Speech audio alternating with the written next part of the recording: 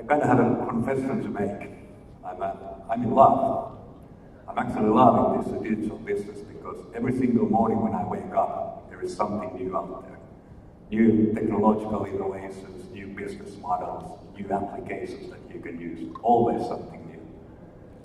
We all remember that there's a lot of trends going on now in the world, and what we have seen is that for example, if you look at the retail industry in the US, that we have seen that the Sears, Kmart, JCPenney, Macy's, they are closing down their stores over there. Quite a lot, ramping down the brick and mortar outlets that they have. And also the latest is what we heard from the Toys R Us, that they are going bust, belly up, boom, out of business. We have seen a similar trend also here in Finland. We have seen that the retail chain Hong Kong, Seppälä, and the latest one, Untitled, they all also went bust. So retail definitely is not like it used to be. And now, of course, we have seen that our flagship store, Stockmann, is also having a pretty hard time for making a turnaround. Now, if we look what is going on in the world, the whole e-commerce spectrum right now is expected to be, in 2017, this year, something around in a ballpark 1.56 trillion euros. And surprisingly, it seems to be so that the Asia Pacific is actually leading the pack. Approximately half of that sum is generated in Asia. 11/11/2016, which the Chinese call the Singles Day because it's single digits, is one of the biggest shopping days, and actually it is now the biggest shopping day in the history of mankind. During a one day, approximately $17.18 billion changed hands in Alibaba's platform. And that's many, many times more than we can see what is happening in the United States on Black Friday or Cyber Monday, which saw something like a 2.5 billion, 3 billion category. So definitely we can see that Asia is kind of leading the pack here. Now the thing with the retail is that I don't think that the retail itself is the problem here, because we have seen a big push from the Amazon after they bought the Whole Foods chain, that these e-commerce players are actually coming to the old type of retail activity. And that's the thing that we need to be kind of aware of, that the retail itself is not the problem. The problem with the legacy company who has been in the retail business is that they cannot adapt to the new rules. And the thing with this retail as such, somebody calls it even the retail kind of Armageddon or apocalypse as such, and the retail as we know it is not going to be the same. Definitely, yes, there are several factors that kind of affect this type of activity, because we as consumers are tracked more than ever. Data is scattered in every single touch point that we interact with any of the e-commerce platforms in any way. And that data, of course, is used to figure out what we are going to buy next, when we are going to buy next, how much money we can spend, etc., etc. So data is actually triggering this phenomenon quite a lot. Now the thing with the value, which is kind of embedded in every system, also in the retail, you have to remember that the value actually doesn't disappear. It just changes the place and goes somewhere else. So in my opinion, the whole retail is going through a big transformation right now, and we will see more this type of closures that we have already seen with the Macy's and the JCPenney, etc. in the US, and the Untitled and Seppälä here in Finland. More is to come, unfortunately. But at the same time, the trade itself is going to get higher and higher. So we have a big panel today, and as my role as a Vice Executive President at Ethicode right now, we are also part of this type of a change, that we are actually helping our clients to get to the digital wave and make the transformation that they need to make. But today, the first kind of panel that we have here, which is about the data sovereignty, privacy, and cross-border transactions, I'm more than happy to introduce the host of the panel, Juha Taipale, who is an attorney at law, and is one of the leading technology lawyers in Finland, and his know-how in the field of technology is exceptionally strong. And in addition, Juha specializes in contract law, company law, transactions, finance law, and international trade and related agreements. He also been acknowledged for his work in many leading international publications. He also holds positions of trust in the telecommunication, media and technology expert group and the IT committee of the Finnish Bar Association. And also I do have some inside information about his personality. He's actually one of the members of the choir in Finland, which is related to his profession.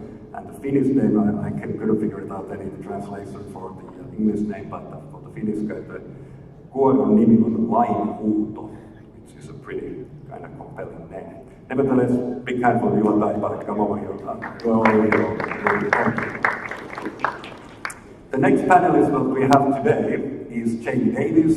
He's actually currently now the deputy editor of telecoms.com. And having moved over from producing a conference covering the cloud and virtualization sectors for his parent company, Informa, Jamie brings with him a strong understanding of the current trends affecting the enterprise communication world, as well as insight into what makes the companies tick, and a fresh take on how to communicate all this to the outside world. Jamie Davis, as you can see, the guy is pretty strong looking, is also a rugby player. The third panelist we have is Ms. Lani Cousette, Director of European Union Government Affairs for Microsoft.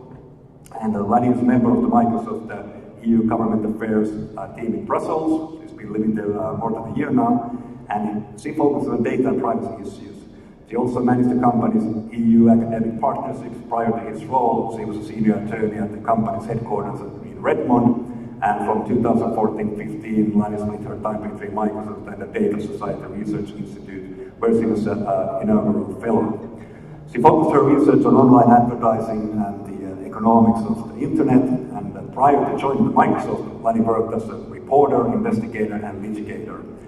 Lani earned her bachelor degree in international economics from the School of Foreign Service at Georgetown University and her JD from George Washington University Law School, where she was a member of George Washington University Law Review. And she's also a very keen mountaineering person. So welcome, Lani. But last but not least, Jukka-Pekka Joensuu, Executive Advisor for Cinia.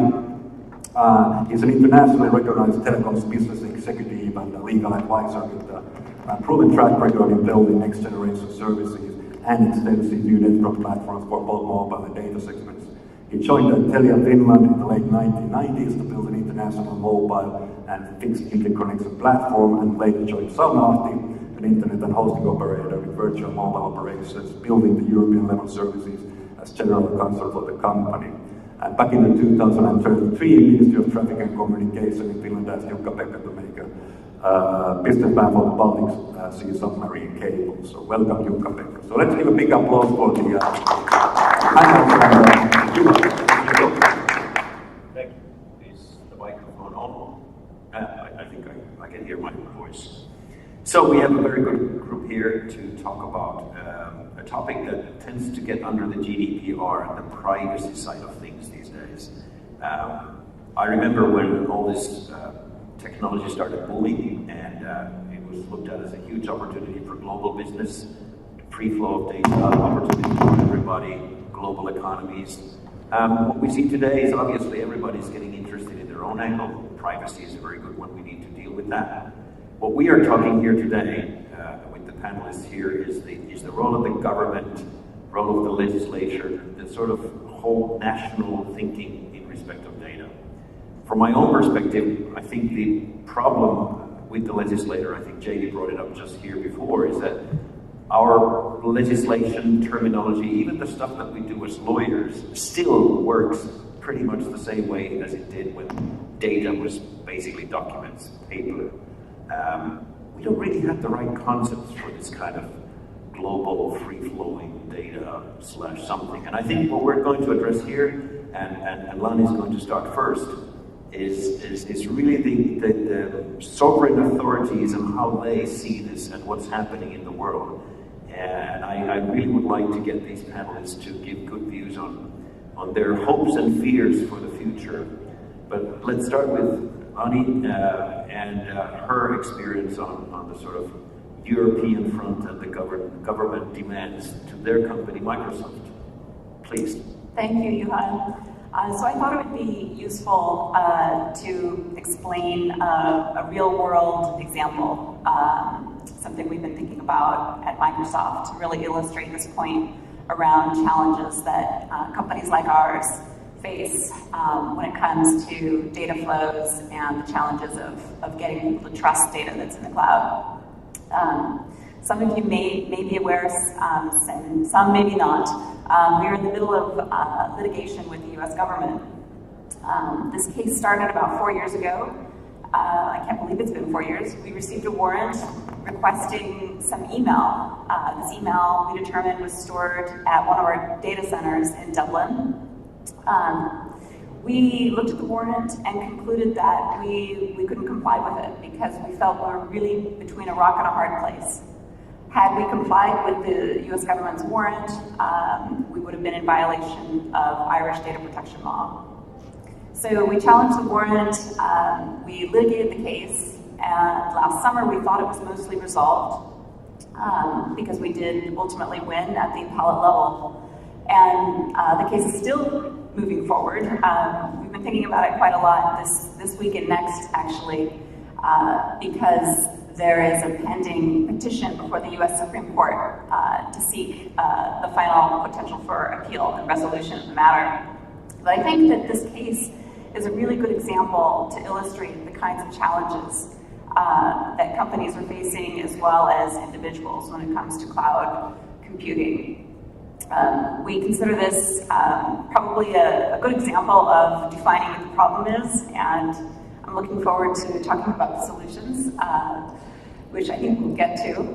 But I'd like to put those facts out there so that we all have an understanding of the kinds of challenges that we may face.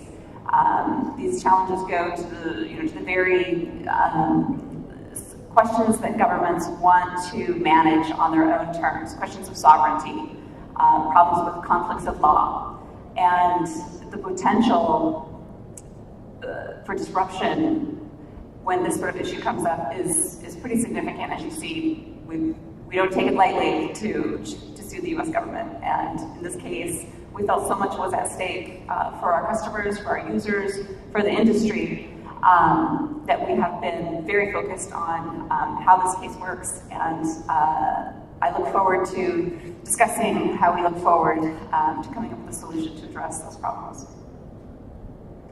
Just as a background, was the email an individual or a company account, or how was the basic question there? What was the reason for the US government to, or whoever was requesting the data? This is a warrant that came from the U.S. Attorney in the Southern District of New York related to a drug investigation. So it was an individual's email, which of course we recognize they're valid and important needs for public safety. The problem was there was no real system in place to be able to comply with it, and we concluded that the appropriate route for the prosecutor to get this evidence would have been to use a mutual legal assistance treaty. And the government chose not to do so, which is why we had to challenge. Okay. So we see that already becomes under debate. We can continue from that. Now, Jamie, who writes frequently on these things, we started already the discussion there right before. What's your take on this? Do we really understand what is digital world and what's a digital business? From your point of view, you're looking at it from, all of the others are lawyers, so we're the ones who have the handicap of being stuck with what we've been taught. But I suppose you're looking at it from sort of futuristic view as well. What's your take on this? Well, part of the reason I have this opinion is because of sort of how I understand the digital community. I'm not an engineer, I'm not a lawyer.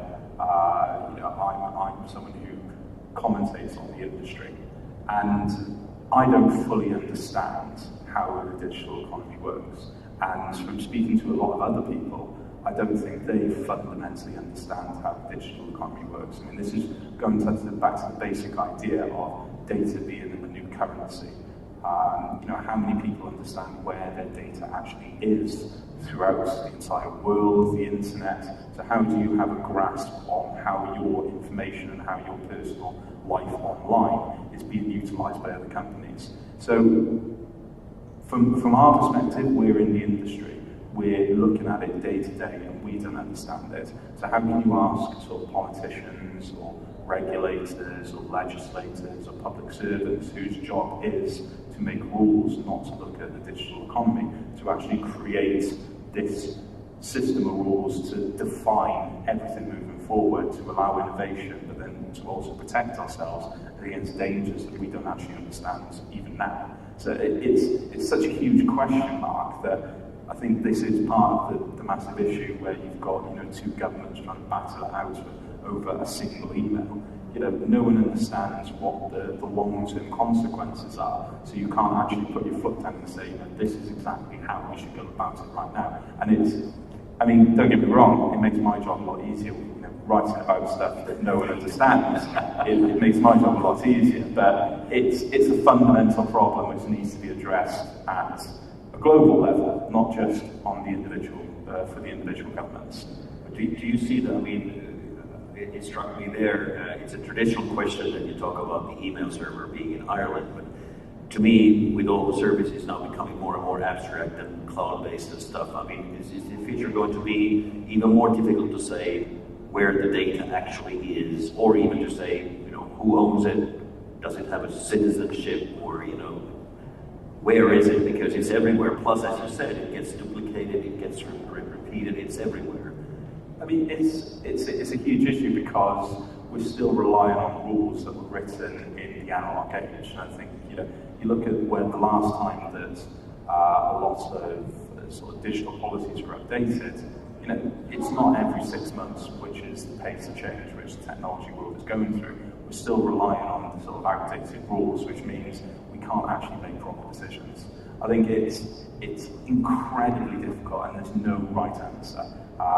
You know, data, how do you say data belongs in this data center or belongs in this one?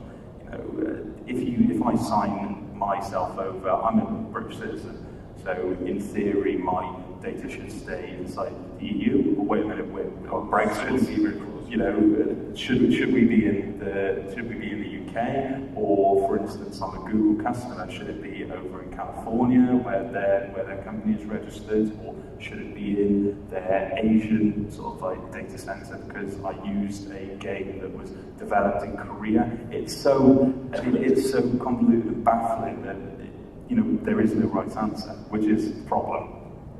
Jukka-Pekka, you have some insights on this, how the governments and states are looking into the solutions on some of the citizenship and some of the national protections, please.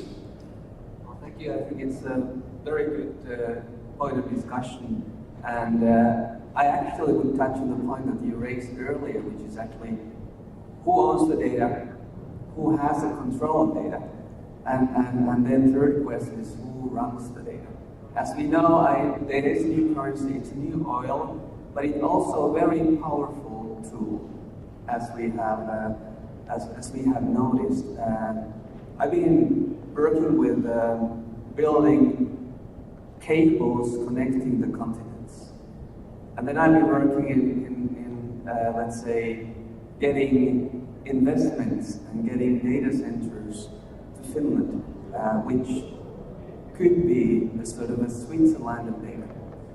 So if you think about the concept that there is a neutral party, whereas you can locate data, and data sovereignty is honoring the enterprises and the citizens, and also various governments.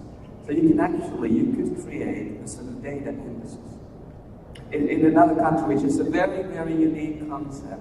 And you can say whether it touches or infringes sovereignty or actually promotes more cross-border business, and also I would say that the things that are global citizenship. But you were not part of the, I heard, I know just you mentioned, I sometimes heard a story, maybe it wasn't just a story, but an idea that you could set up a huge ship on the international waters, just connect there and just anchor there outside any sovereign nation, kind of like set up a neutral global database which is under nobody's rule.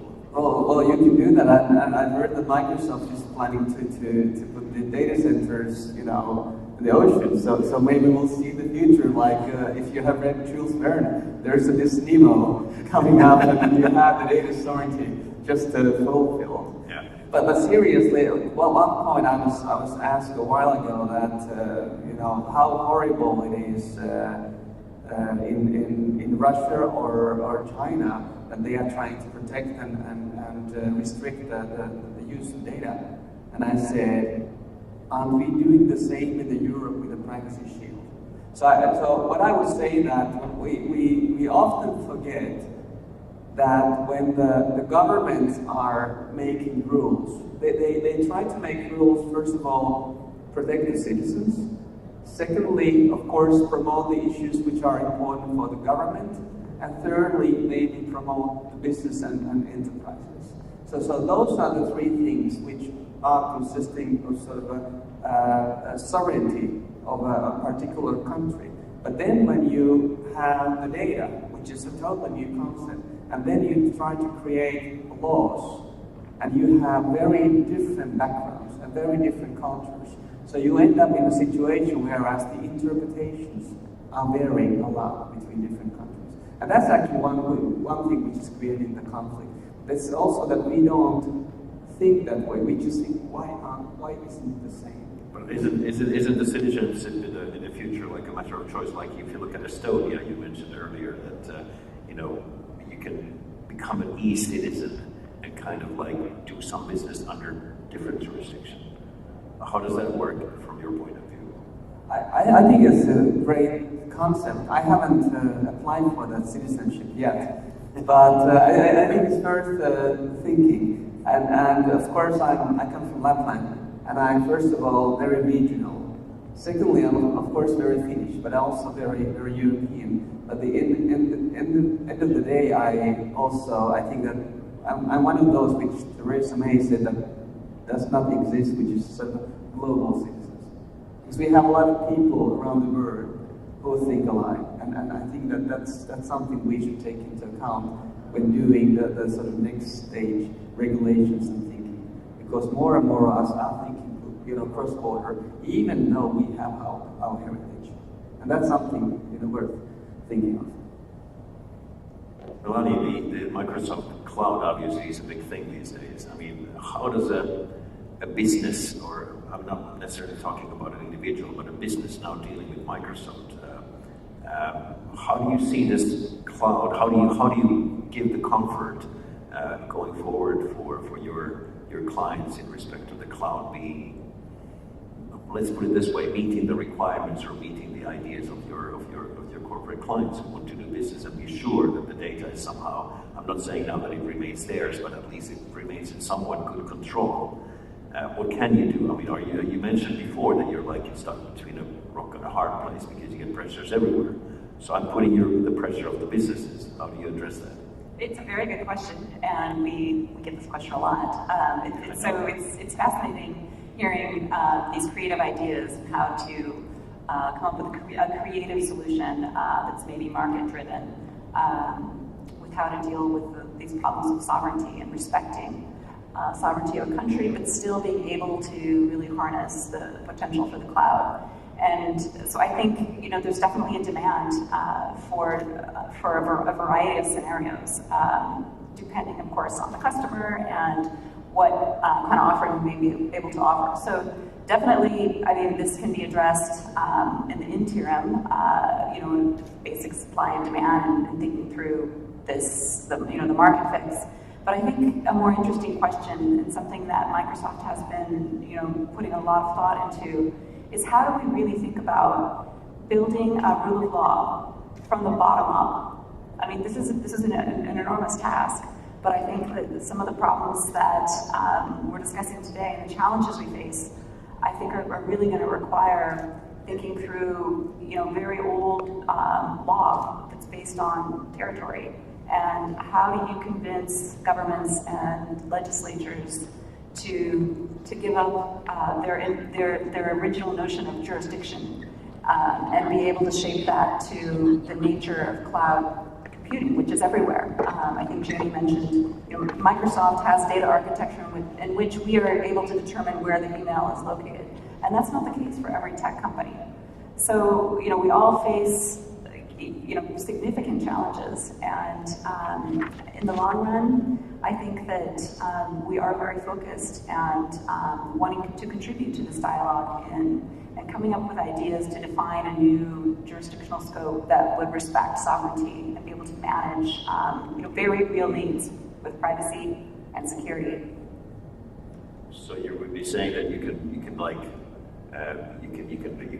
do business with Microsoft and somehow you can kind of like specify the nationality or the level of globalism of your data. I mean, you can place it wherever you want, because this goes back to, again, when all this discussion about global data flows started, that it was initially kind of like becoming irrelevant where it is. And now this sounds like people will think more and more. Obviously, this is a thing, as Jamie said, because this is the new currency, the data.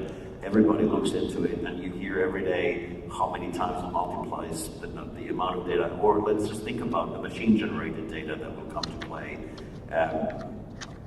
Just as an interesting question to you, Jamie, who owns the machine-generated data? If there is an IoT device made by me, leased by you, operated by somebody somewhere, connected to some data center, and it generates data which is going to be valuable, who owns it? Who can use it? I mean, it's a big question to start with. I mean, basically, let's just go back to our data. I mean, who owns our data? Do I give away the right to ownership for 6 months when I sign up to some sort of new service? Do they own the right to flaunt my data to various third parties and advertising services to make money? I mean, I don't think we've actually nailed down who owns our data, or I think certain people think they've nailed it down, but there's so much contention around it that I don't think you can ever say that it's actually a satisfied question. So moving on to the idea of who owns machine data, I mean, that's just opening up a completely new I mean, it's a completely new avenue. But I mean, I think the point you made earlier on about the global citizens, I think that is an absolutely fascinating argument. And the fact that Theresa May has sort of like slapped it down and said, we are British first and foremost, shows the fundamental problem in sort of governments when you're actually looking at the digital economy. Digital businesses are borderless.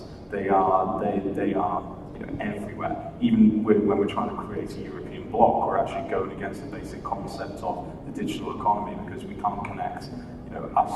It makes it more difficult for us to do business in the States.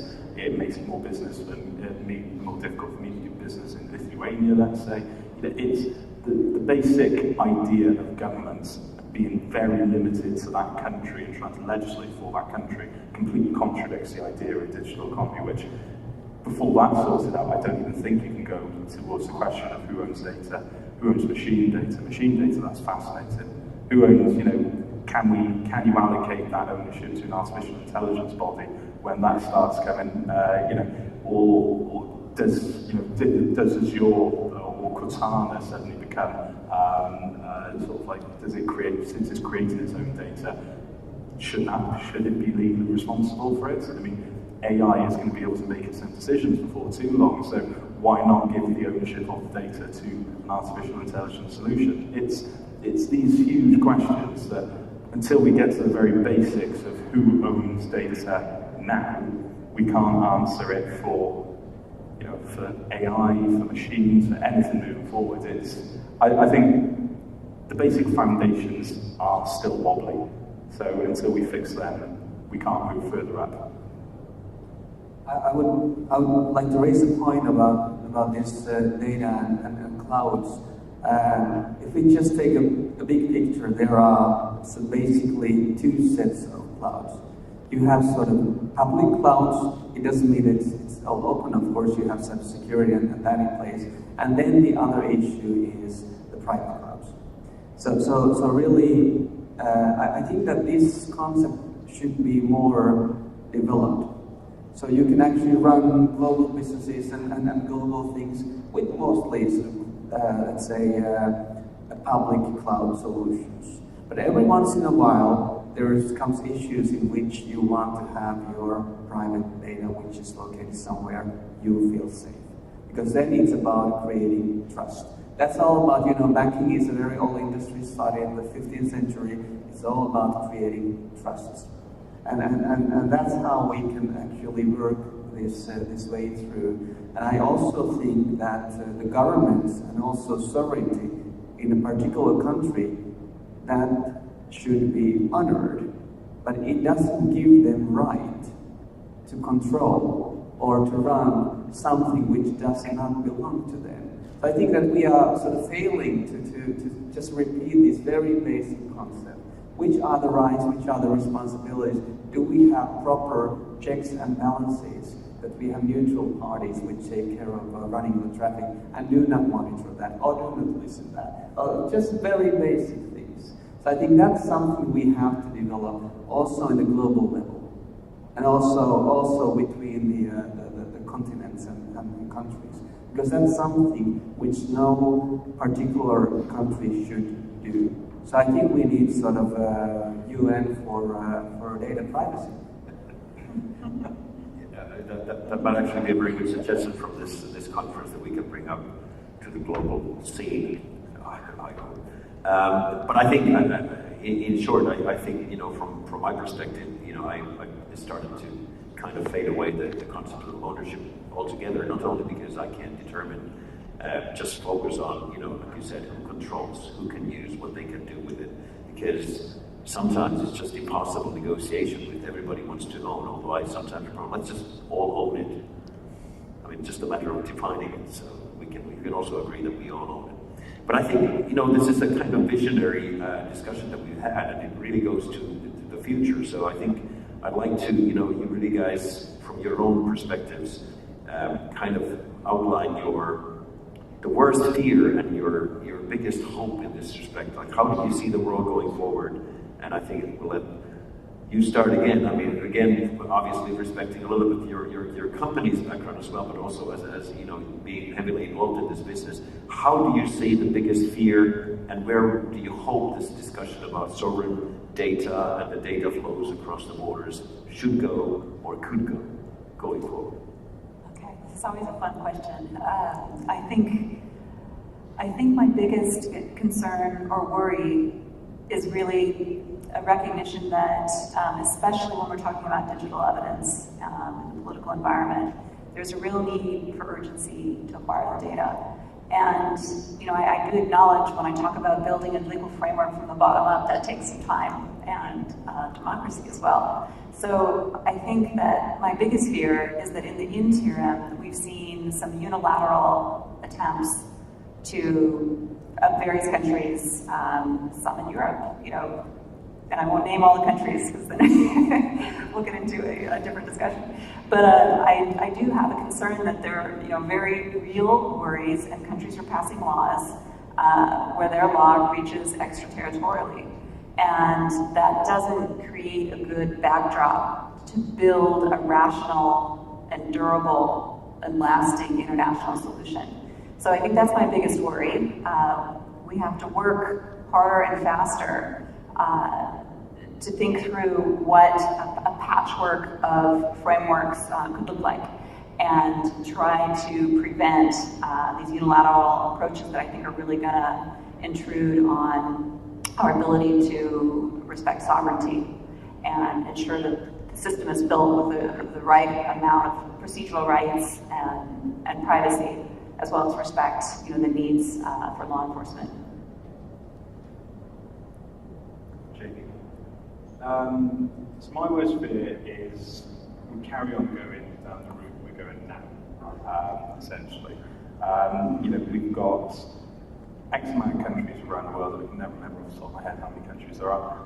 But you've got X amount of countries around the world who are creating their own individual approaches to data protection, data privacy, data sovereignty. You know,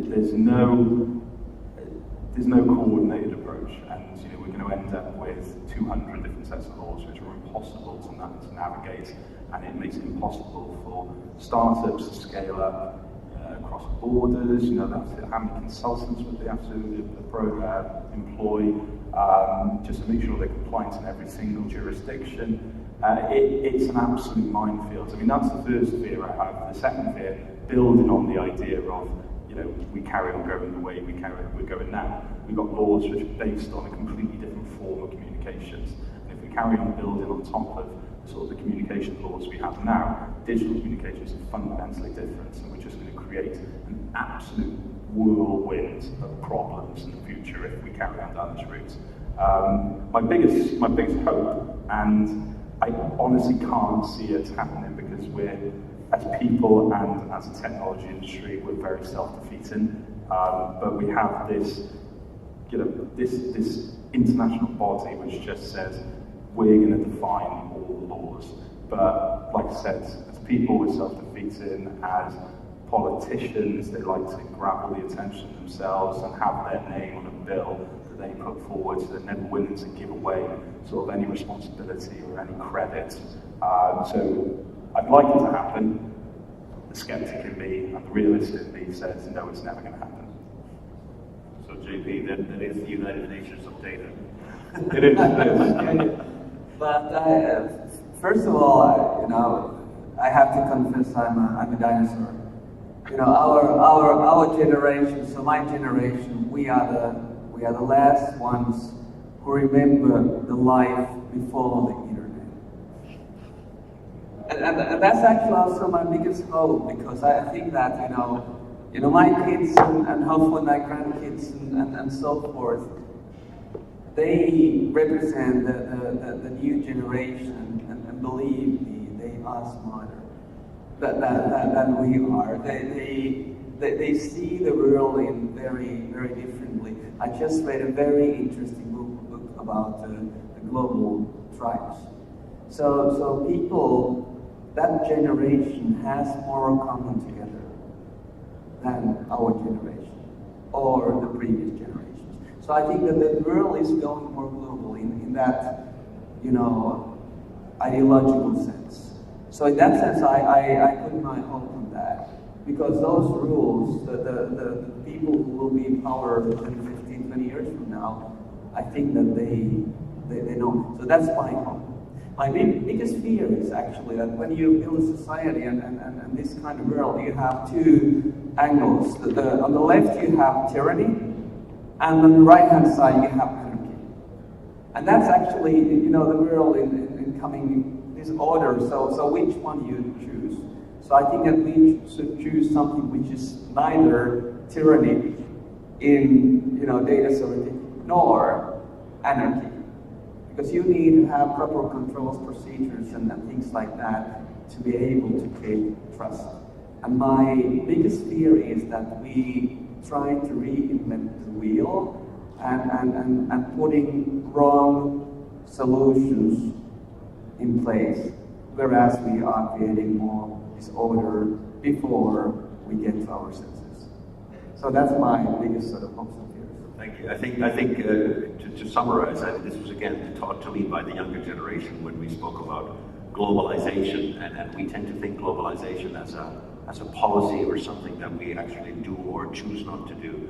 Where he had read the books and he said, globalization is just an observation of a fact. Like you said, the younger generations, they're just automatically going to be more global, regardless of what the politicians and the countries and sovereigns do, because of the data being flowing out there, communications being open. They don't recognize the borders as we did. We dinosaurs, okay.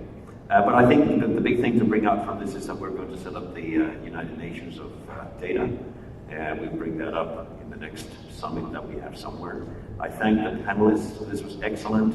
I hope you got something out of this, and certainly you will be bringing the United Nations of data forward. Thank you. Give us a good hand.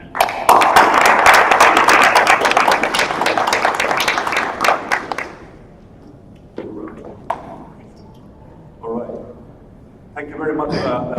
Any questions from the audience, from the panel members? Sorry. Like to raise your hand and shoot the question. You are ready? I would have respect Jamie saying that he doesn't believe and he's skeptical of this, that it will ever happen, this kind of, in our lifetime, this kind of setting up the rules. What about other countries? Do you think that in our lifetime we get the rules for the global data? Do you have a question? When are we going to get the rules, or how do we get them? Or is it going to be global scale? yeah, is it going to be coordinated globally one day, or is it going to be sovereign states battling about the data? I think that's your question. Yeah, well, I think the battles are happening right now in courts. We're litigating. In terms of what the global picture looks like, I mean, this is very high level, sort of conceptual, right? But if you think about building a system that respects sovereignty, but also enables data to pass, you know, there's still a really good real-world example, and that's mutual legal assistance. I mean, those treaties are, you know, were entered into for a reason, and they respect sovereignty. People don't like them. Law enforcement don't like them because they're slow. It's not ideal, but I think that's always the default. And I think that there are probably opportunities to think about new kinds of arrangements, whether they're bilateral or multilateral, so that countries can find a means to transfer data on a reciprocal basis that you know, respects privacy and the procedural rights that we've been talking about. I mean, when I said like never think it's going to happen, I think it will eventually happen, but ultimately not this generation. I think that, you know, the people who are in charge of making the rules at the moment are set. You know, they were brought up in the analog age. They don't have this, like you said. I think that's an absolutely fantastic phrase when you said that. I think globalization is an observation, not a rule. And I think we're observing globalization happening now, whereas you've got sort of like I've got two younger brothers, one of which asked me the other day why I had like a hard copy of the save icon. You know, he'd never seen a floppy disk before, and it's those type of people that aren't subjected to the biases of the past who will be able to create rules which will actually enable a sort of a digital economy and a borderless sort of economy. I think, yeah, so, well, I like to hedge my skepticism saying we're not capable of it. If I just may give a comment, so I think the good point about all these discussions is I was very worried that machines will take over the job of lawyers. You know, they draft better contracts and they do all kind of things, but you know, they can't take over these kind of debates. So I'm very hopeful for the future. All right, thank you very much. Thank you. Any other questions? We're like running away. Okay, you're free to go. You're free to go. Thank you very much. Big round of applause. All right, so next we are going to go forward a little bit. I think that we all share here one thing in common. So one quick question for the audience. How many of you have used eBay? Please raise your hand. Pretty much most of the guys. So have I. So our next speaker is Stefan Kravchik, and he is the Associate General Counsel and the Head of Government Relations International at eBay. Stefan is French national born in the Netherlands and is a civil and corporate law graduate from the Leiden and Amsterdam University, and also former research fellow of the Max Planck Institute for Intellectual Property Law. He joined the online marketplace eBay back in 2009. And currently he heads eBay's international government relations team covering India and APAC regions. Stefan also currently serves as president of the Europe's Digital Media Association, EDIMA, and the vice chair of the Committee on the Digital Economy Policy, CDEP, of the Business and Industry Advisory Committee to the OECD. And before joining eBay, Stefan worked as an intellectual property litigator and was senior lobbyist at IFPI, representing the international recording industry. He's also very keen in music and cooking, so big hand for Stefan. Welcome to the stage.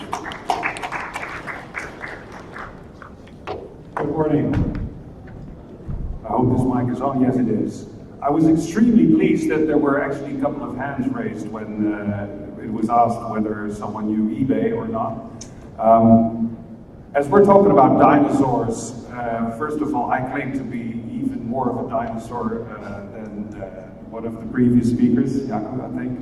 And eBay is definitely a very old dinosaur of the internet economy. And it is alive and kicking. That is the good news, because obviously a lot of new companies online came and went, were the hype and disappeared, but I'm glad to say that eBay last month actually celebrated its 22nd birthday.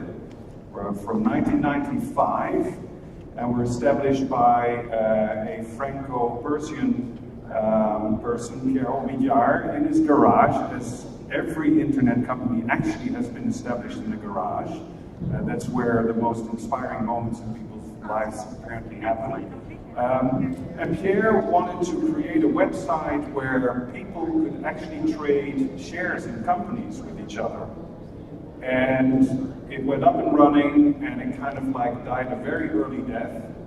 So that was the first dinosaur which never survived. It's the law of the jungle. But the second one actually worked, and that was one where he allowed people to trade their personal belongings, collectibles, second-hand stuff online. And that was 22 years ago. As some of you may know, the first thing that was sold on eBay was a broken laser pen. And that was sold to a guy in the United States for $40. He repaired the laser pen and resold it for $150. And we, I think, bought it 2 years ago for around $5,000 from the current owner, and it's now in the eBay museum of when it all started in San Jose. eBay today is completely different in a way from what it started off to be.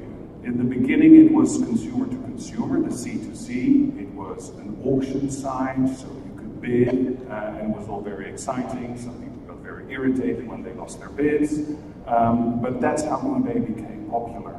eBay today is actually a third-party marketplace platform for business-to-consumer trade. That's 80% of the trade on eBay today. 20% is still C2C.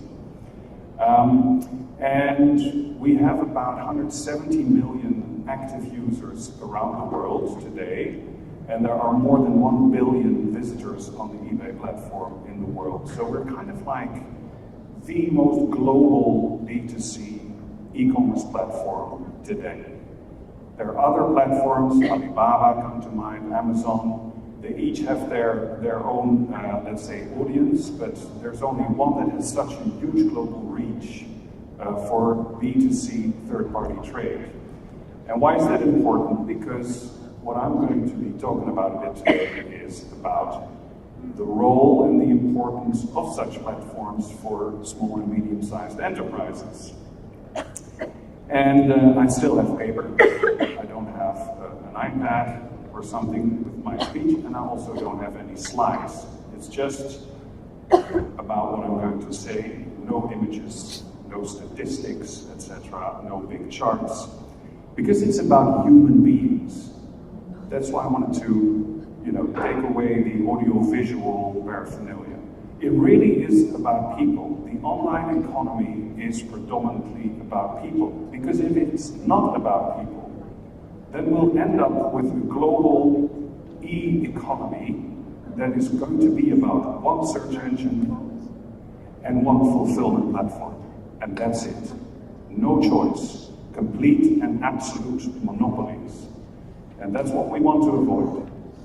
Because e-commerce is a fantastic opportunity, and actually a vital opportunity, for all those small entrepreneurs, not the big incumbents with huge compliance departments and legal departments and all the cloud and power to comply with an increasingly complex set of rules.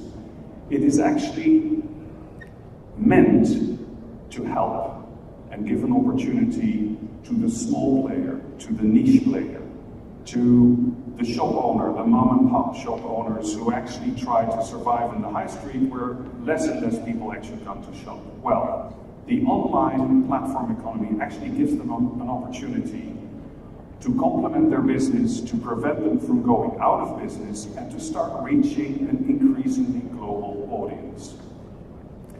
And that has been recognized. If you look at eBay in Europe, for example, we have way over 350,000 professional sellers selling on the eBay platform to a global audience. And that is only small and medium-sized companies, not the big retailers. And what you see is on a platform like eBay that very quickly such small companies start to sell abroad, first within the EU and then to overseas markets. Why? Because they reach that audience. They have these 1.2 billion pairs of eyeballs that see their products on a worldwide market. So the opportunity is there, the potential is there, and the will is there. If you look at typical small sellers on eBay, they export to a minimum of 4 markets, and some export to over 60 markets. And that is about 93% of eBay professional sellers. So virtually everybody on eBay exports, all SMEs, and that's what it's about today. I will tell you just 3 quick snapshots of the typical eBay seller. The first one is Mario Calabrese, who's from Italy. His grandfather repaired shoes for rich people in the south of Italy. His father actually took that to the next level and established a shoe shop, again, near Bari. Mario inherited the shoe shop about 10 years ago, and sales were going down. He started selling on eBay. Now he has a thriving shoe business. He has his problems, and I'll come back to those afterwards. But actually he saved the family business that was over 100 years old by now. That's thanks to the e-economy, that's thanks to online platforms. I'm not only talking about eBay, it's a general phenomenon, as you know. Take Françoise. Françoise from France, her children were growing old and she started looking for ways to get rid of all their Legos and their Barbies and their Playmobiles. She started selling them online, on eBay. Within 3 years, she's not sold everything of her children's toys, but she had started selling new toys. Now she has 3 shops where she employs a lot of people that she hadn't employed before. She herself is out of unemployment thanks to this, and her business is thriving, and again, she's selling cross-border. And then you have Frank Bruguier from Valencia, who is a hobbyist. He loves motorcycles. So he had a shop selling Harley-Davidson motorcycles and accessories. And today, he sells around the world to clients from Brazil to Korea, etc. And he employs 10 people, again, on eBay or on other platforms. That's how it works. These are the 3 case studies for today. SMEs, people who started from virtually nothing or were on the brink of extinction and basically build a business, are now employing people. So if we now take this to the political level, what is happening? What is being done by governments? And I think the previous session was extremely interesting and to the point on this issue.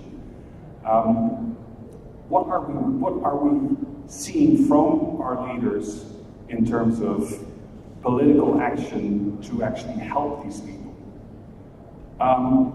And I'm going to be probably a bit less politically correct than Lady, although I'm also in government relations, but it's time to speak up.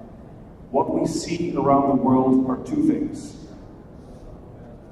Protectionism, increasing protectionism, which is not good for cross-border trade and SMEs in particular, and lip service. The protectionism piece, I think, is obvious, and the previous panel has been talking about this already. We see it in every and any respect, and I'll give some concrete examples about the European Union, since that's as close to home as we can get. Lip service is what I mean when every single politician that we meet with says, yes, the small companies, they're the lifeblood of our economy. We need to help the SMEs. We need to do everything so that the small entrepreneur from out there in the boonies can actually build a business and thrive online in the new economy.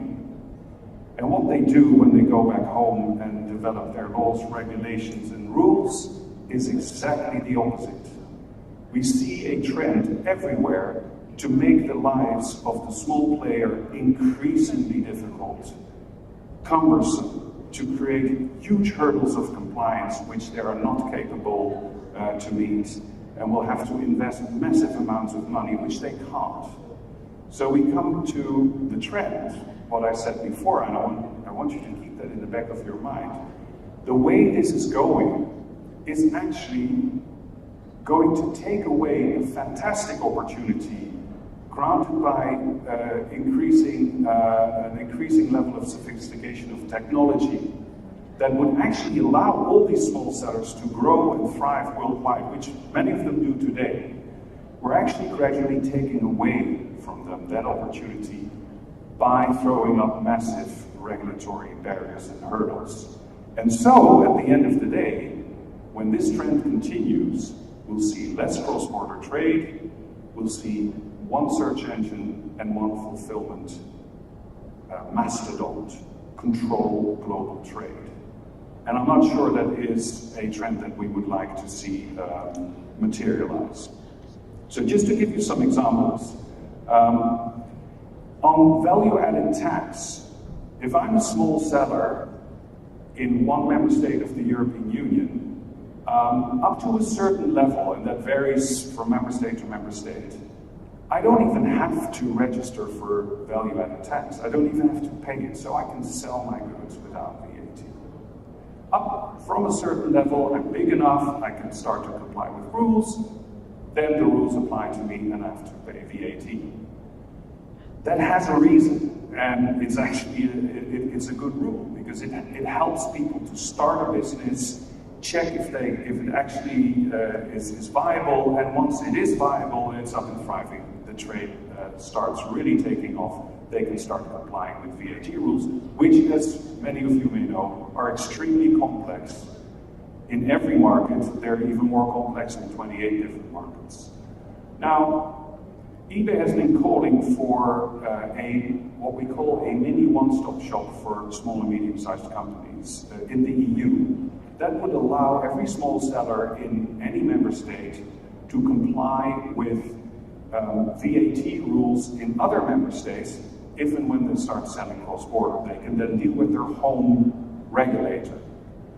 The EU has taken that on board, which is extremely welcome. But with the same hand that they gave this new tool to sellers for cross-border trade, they basically took it away from them. Because what they did is they lowered, this is in the current proposal, the threshold below which these sellers don't have to pay VAT in the destination market. It may sound complex, but if I'm a Finnish seller and I want to sell to Sweden, up until a certain level, 35,000 euros, I can actually apply my Finnish VAT to my sales in Sweden. Very easy, because by then I'm supposed to be familiar with Finnish VAT rules.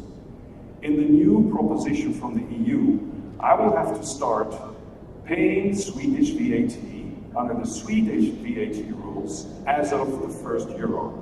That's more or less effectively what this means. Even if in my own country, I'm actually still below the VAT threshold altogether. So I won't have to pay VAT in Finland, but I already have to pay it in Sweden. I need to learn about all the Swedish VAT rules, etc., etc., etc. Sounds complex? Well, it is even more complex than it sounds. Because the landscape on value-added tax in Europe is extremely complex and very difficult to grasp. So these small sellers will actually have to invest a lot of money to sell cross-border. What do you think the effect is? They just won't sell cross-border. That's what's going to happen. The smallest players will just not bother because the return on investment is not there. They cannot even start selling it. They will have to pay so much upfront in compliance costs. So if this is adopted at EU level by those governments who have paid this lip service saying we need to help small sellers, then you will actually see a reduction in the cross-border trade that is actually the one driving the digital single market. So that's problem point number one. We're still talking to governments to see if they come to reason, but it's basically what was said in the previous panel. We're talking to people who have barely started using a computer. In the French Parliament, most of the decision makers, the elected officials, still dictate letters to their secretary. They wouldn't even know how to answer an email. And those people are laying down the rules for the digital economy. Those people are driving initiatives that lead to complete protectionism and basically ultimately may drive the internet economy into the ground. And it's not only France. I've singled out that country, but there are many, many others in the EU. Actually, if you look at the landscape, it's pretty straightforward. It's Northern Europe against Southern Europe. And Northern Europe, very open-minded, sees how it works. There's a much better understanding of the digital economy and what is required to make it work. There's a much more result-oriented, pragmatic approach. Southern Europe, very dogmatic and completely controlled by the old incumbent industries. Very often the creative industries, newspaper editors, people who still live or would love to continue to live in the world of compact discs and paper newspapers and magazines, right? And it's those influences that are having an impact on our business.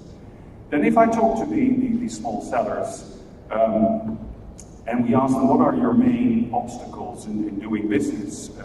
Then cross-border, obviously. Then a few other points come to mind. Those are the postal services.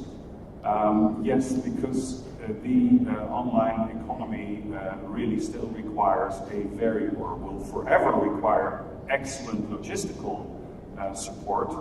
That's not only something that today is extremely expensive, but it's also, to a large extent, unless you pay the full money, it's very unreliable, in particular for overseas cross-border trade. And then there is another key challenge for smaller companies. We call that platform bans, but there is something else that's becoming a threat as well. And of course, I apologize if all of this sounds like really like big doom and gloom, and we may as well give up today because it's leading nowhere. I'm just highlighting some challenges and we need to tackle them. Platform bans, what is that? If I am Mario Calabrese from Italy, in my shoe shop I actually sell Nike sports shoes. Nike tells me that I can sell them in my shop. I can even sell them on my own web shop. Now, who on earth knows Mario Calabrese from southern Italy? Probably the people in his street, maybe in his village, and maybe a couple of other people who ever bought shoes with him. Mario Calabrese is never going to be found online by a broader cross-border audience, right? So he has found a great opportunity to get a much bigger global audience for his Nike shoes, which are actually the driving product to keep his shop afloat. But Nike says to him, and I use Nike like I used France as the poster child. Of course, there are hundreds of brands that do the same. Nike says to Mario Calabrese, you're not allowed to sell my shoes on eBay or Amazon or whatever third-party marketplace platform in your market. Sorry, no can do. However, if you want to stay a Nike reseller, you need to take huge stocks. And you need to, whatever do with them, we don't care, but you need to take a minimum amount of Nike shoes. At the end of the season, Mario hasn't sold 40% of those shoes because the market wasn't really great, and he would love to put them on eBay or Amazon or any other place to get clients for all this overstock. Not going to happen. Interestingly, for more than 8 or 9 years, we have spoken to the European Commission about this, and this is a global problem. When we did a small petition with sellers across Europe, within no time we had 15,000 signatures from disgruntled sellers, and those are the ones that were brave enough to speak up, because if they speak up too much, they lose their distribution resale contracts. The European Commission has data. They even did an e-commerce market sector review at DG Com in Brussels, right? Again, a digital single market, lots of lip service, we need to help the small guy. The conclusions from this review are absolutely radical. There is a huge problem. Have we seen any action? No. We've seen endless lists of excuses why it is too early, why we need more information, etc., etc. So nothing is moving in this respect. And meanwhile, and this is serious, it's not me making things up, there are shops in remote areas that are closing their doors and firing their people because they cannot get rid of their brutal overstock and the obligations that are linked to having the best-selling products in their shop. So it is a serious problem. I don't see any concrete action taking place now. But there is something new on the horizon to make things even worse. The Internet of Things. Now, maybe it's because I'm a dinosaur, but I like to be the owner of stuff, right? If I buy a fridge, I prefer to just have that fridge. It's mine. I want to be able to do with it what I want. If I buy a Tesla, I'd love to be the internal owner of that Tesla, or to decide in 5 years that I want to resell it to someone else because I want a new Tesla or whatever. And it's not because Tesla has done this, because I don't think they have, but just I think everybody knows the Tesla brand, and it's just a symbolic example. There are loads of things that make the Tesla so interesting. Their GPS system, you name it. Tesla is actually capable of switching that off remotely. And so you buy a car, and with it you kind of like buy a license to all the great cool stuff that the Tesla car can do. But Tesla can tell you, and again, I'm not saying they're doing it, but just for the example, Tesla can tell you you're not allowed to resell your car. If you do, we'll switch off all the cool things that your car can do, and then it's not going to be super interesting for whoever's going to buy it, or that person will have to re-sign a license with me. The same happens in events. If you buy a ticket to a concert or something else that you really want to go to, today, in most of cases, you have a paper ticket. You can resell it. But more and more, you actually have no paper, you have nothing. You have something on your iPhone, or you have your own credit card, which you can use to get access. The event organizers can just switch off your right to go to an event, and therefore your right to resell. Those are the key challenges that SMEs, but also citizens like you and me, face in the online economy. What we need today is a very strong voice across the EU. Actually, what we need is the United Nations of e-trade. And I thought that was, and then I'd like to conclude with that, that was the most compelling, or amongst the most compelling conclusions of the panel. Because what we see is a European Union that frankly doesn't get it, or maybe they get it, but they're under such political pressure to go the opposite way that they're actually not being helpful. We see individual governments around the world that are going the protectionist way. And then we see a WTO that actually in the corridors whispers like, we would love to do a bit more on e-commerce and helping SMEs, because we recognize that the future is not big incumbent companies who are in the business of relocating and firing workforce, but the future of the economy is small players, niche players, sharing economy, individuals that start something, get the oxygen and the space and the leniency to actually scale their business and start employing people.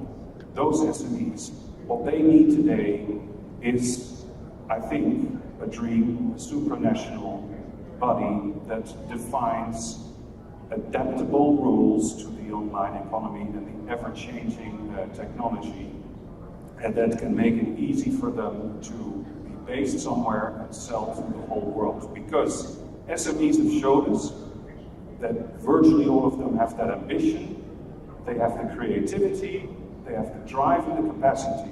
And so our call is, let the rules not nip that enthusiasm and that potential in the bud. Thank you. Questions?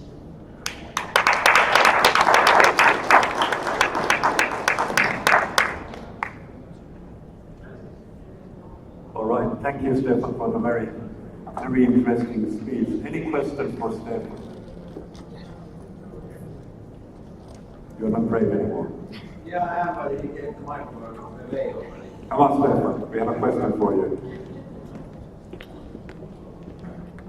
If you think about this kind of SMIs and you were talking, do you think that there will ever be this kind of a platform or something in your company or somewhere else that helps the kind of small businesses to make a VAT in different countries if it's there?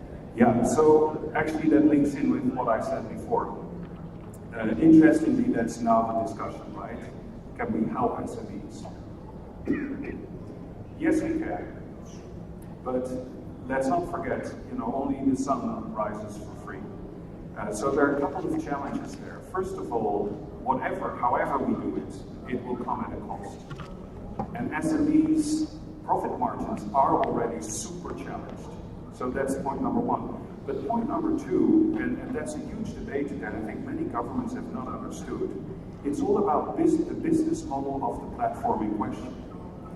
Just taking Amazon as an example, Amazon is an online retailer who is also a third-party marketplace for SMEs. As an online retailer, Amazon is also, by the way, a fulfillment distribution center, and they intermediate all payments. So you pay Amazon, and so they have the money. They would actually be in a position where they could fairly easily extend their service to also help SME sellers fulfill their VAT obligations. eBay has no fulfillment. We have no payment intermediation. We don't even know if the transaction, we know the transaction must have taken place, but we don't know exactly for what value, because there are other costs involved. So we lack a full set of data to be able to help SMEs fulfill their obligations. And it creates liability. If I tell a seller, this is the VAT you need to pay, and I got it wrong, then it's my liability. And I'm not a retailer. So the answer is yes and no. And the result, if we were forced to do this, every online third-party marketplace platform would be forced to drop their current business model and become an Amazon. Amazon has a head start. So the end game would be what? That there would be Amazon. Which is nice for Amazon. It's not so nice for all the other third-party marketplaces. It's not so nice for choice. It's not so nice for competition. All right, thank you. Any other questions? Now it's time to raise your hand. If something is unclear or you want to have more information. All right. I guess Amazon is just an example. Yeah. Like that's very much.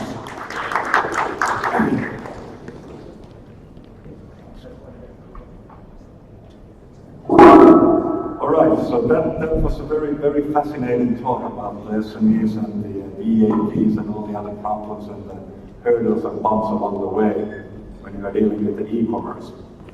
So next we are going to gather up a panel here on the stage, and the panel is going to talk about the cloud neutrality and the changes in demand. Now, well, this is of course I think that has been a very booming business in recent years, and a lot of companies are investing in the cloud business, and we have also seen our company that one of our clients are also demanding quite a lot of different types of cloud services.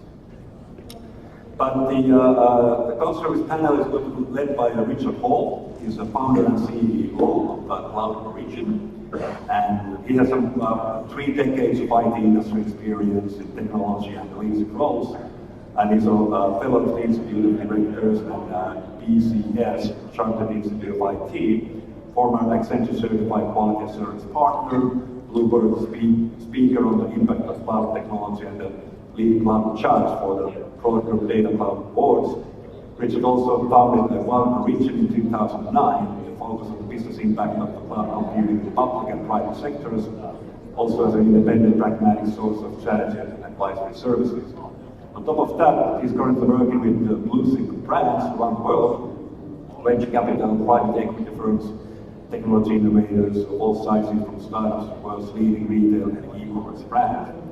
His career in the IT spans from automotive, defense, energy, government, health insurance, media, pharmaceuticals, police, retail, telecommunications, with particular focus on investment banking, trading, and risk solutions. So definitely a jack of all trades in the digital industry.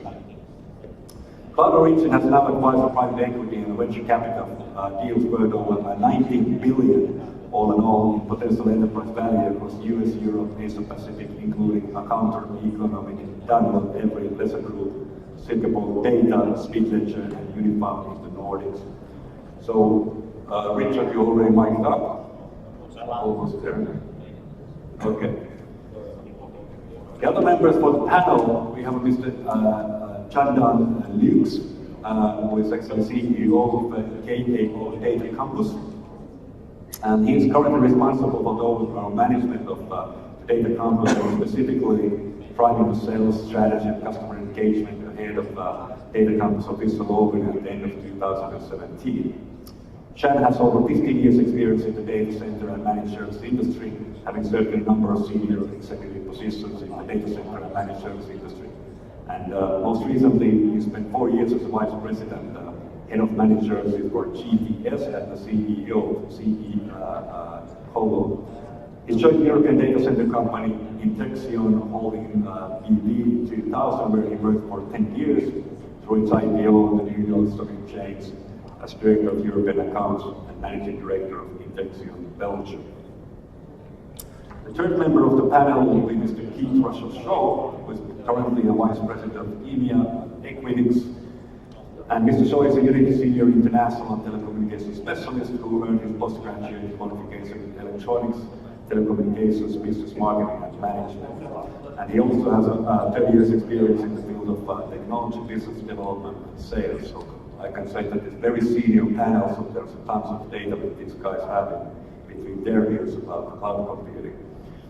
Also, Mr. Shaw is the current Vice President of EMEA for the Equinix and one of the world's largest international business exchange, IBX data center and co-location provider. He also has a very rich experiences with subsea builds, business ecosystem, cloud services, co-location, data exchange, international business exchange, data centers, internet content and infrastructure, interconnection-oriented architecture, and more. He also specializes particularly in subsea and deployment network service providers in the Equinix Cloud Exchange, the collaboration with the key cloud providers, including Amazon, Facebook, Microsoft, and Google, and the expansive footprint of network service providers to new markets and the footprint, as well as the location acquisition of new facilities in new markets.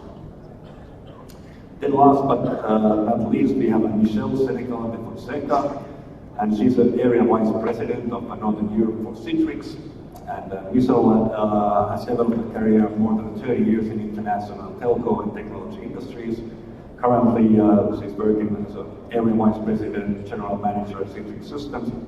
And prior to Citrix, she was the director of cloud and hosting services, global line of business for Vodafone Group Enterprise. With operational experience in more than 50 countries on all continents, she has worked for cable and wireless worldwide, Fidelity Data Networks, Nextier One, Worldport Global One, Sprint International, and US West International. Ms. Senegal also holds a dual degree in Business and Political International, and from the University of Kansas, and an MBA from the Thunderbird School of Global Management in Phoenix, Arizona, where she also served as the school's global counsel. She was named one of the 100 Women Awards of 2016 by Cranfield University School of Management as part of their annual female board report. One of the 2017's 50 Global Women Awards in ICT by Global Telecom Business magazine, as well as one of the telecom industry's most influential leaders, for the selection of the Global Telecom's Power 100. More than happy to introduce all these clients, all these panelists, and please welcome to stage is all yours.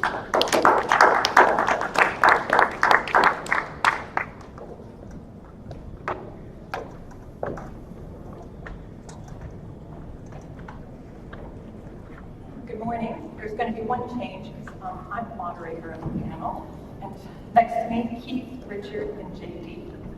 So, earlier this year, Structure Research came out with a report which was talking about the shift in that retail colo is starting to decline. Not decline in an overall sense, but just slowing down. And that the wholesale is picking up.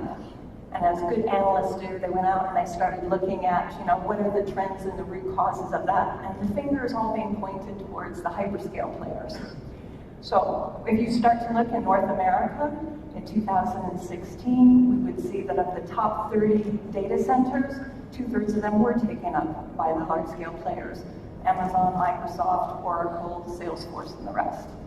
So my question to you, gentlemen, is, having three very distinguished veterans of the industry, is this really a trend, and how is that occurring in your businesses? So Keith, why don't we go first to you? I mean, at Equinix, you're the largest retailer, so if something is slowing down, I would imagine that you'd be seeing it first. Thank you for having me. Yeah. And thank you for being in Helsinki. It's wonderful to be back again. That's an interesting question, and I kind of don't want to answer the question in a different way. Yes. Equinix is fortunate and very grateful we host over 500 clouds in 20 different markets, which is a retail play, and that serves networks, enterprises, and customers at large, whether connections or direct connections. We also have the top 10 content providers deployed with us, which we're very grateful for. And if they're in the audience, they know they can be somewhat difficult. But they have very clear demands. And to date, what's been happening, they've been deploying in a retail data center, whether it's Equinix or another one, to have their network asset interconnection points and contact with enterprises and customers. But they've also been building and deploying, especially in this region, large data center footprints. But they tend to be tier 2 DCs and essentially production sites. So as yet, we're very much enjoying the cloud service provider deployments, and they're looking at new markets, and they're moving away from Shanghai, Hong Kong, London, Frankfurt, and they're deploying in Sao Paulo. So I think the move is just changing to new markets. Okay. Well, if we're still going on this report, the great beneficiary of all that would be wholesale, and that's what KO is pretty much focusing on. Is that correct? Are you seeing an impact for yourself? Yeah, I mean, we are a new player in the market, and to set up a new data center company in a well-established market as well, we had to think of our strategy, how to get the customers. I don't think there's a place for a new retail communication company, because you will never be able to compete against the Equinix's interactions and the likes, where they have tons of connectivity and the whole ecosystem, whether it's financial, media, or whatever. So for us, and then what has happened over the past few years is that cloud has taken up so significantly. I think it's about 7% of all the new space that is being deployed is coming from cloud. So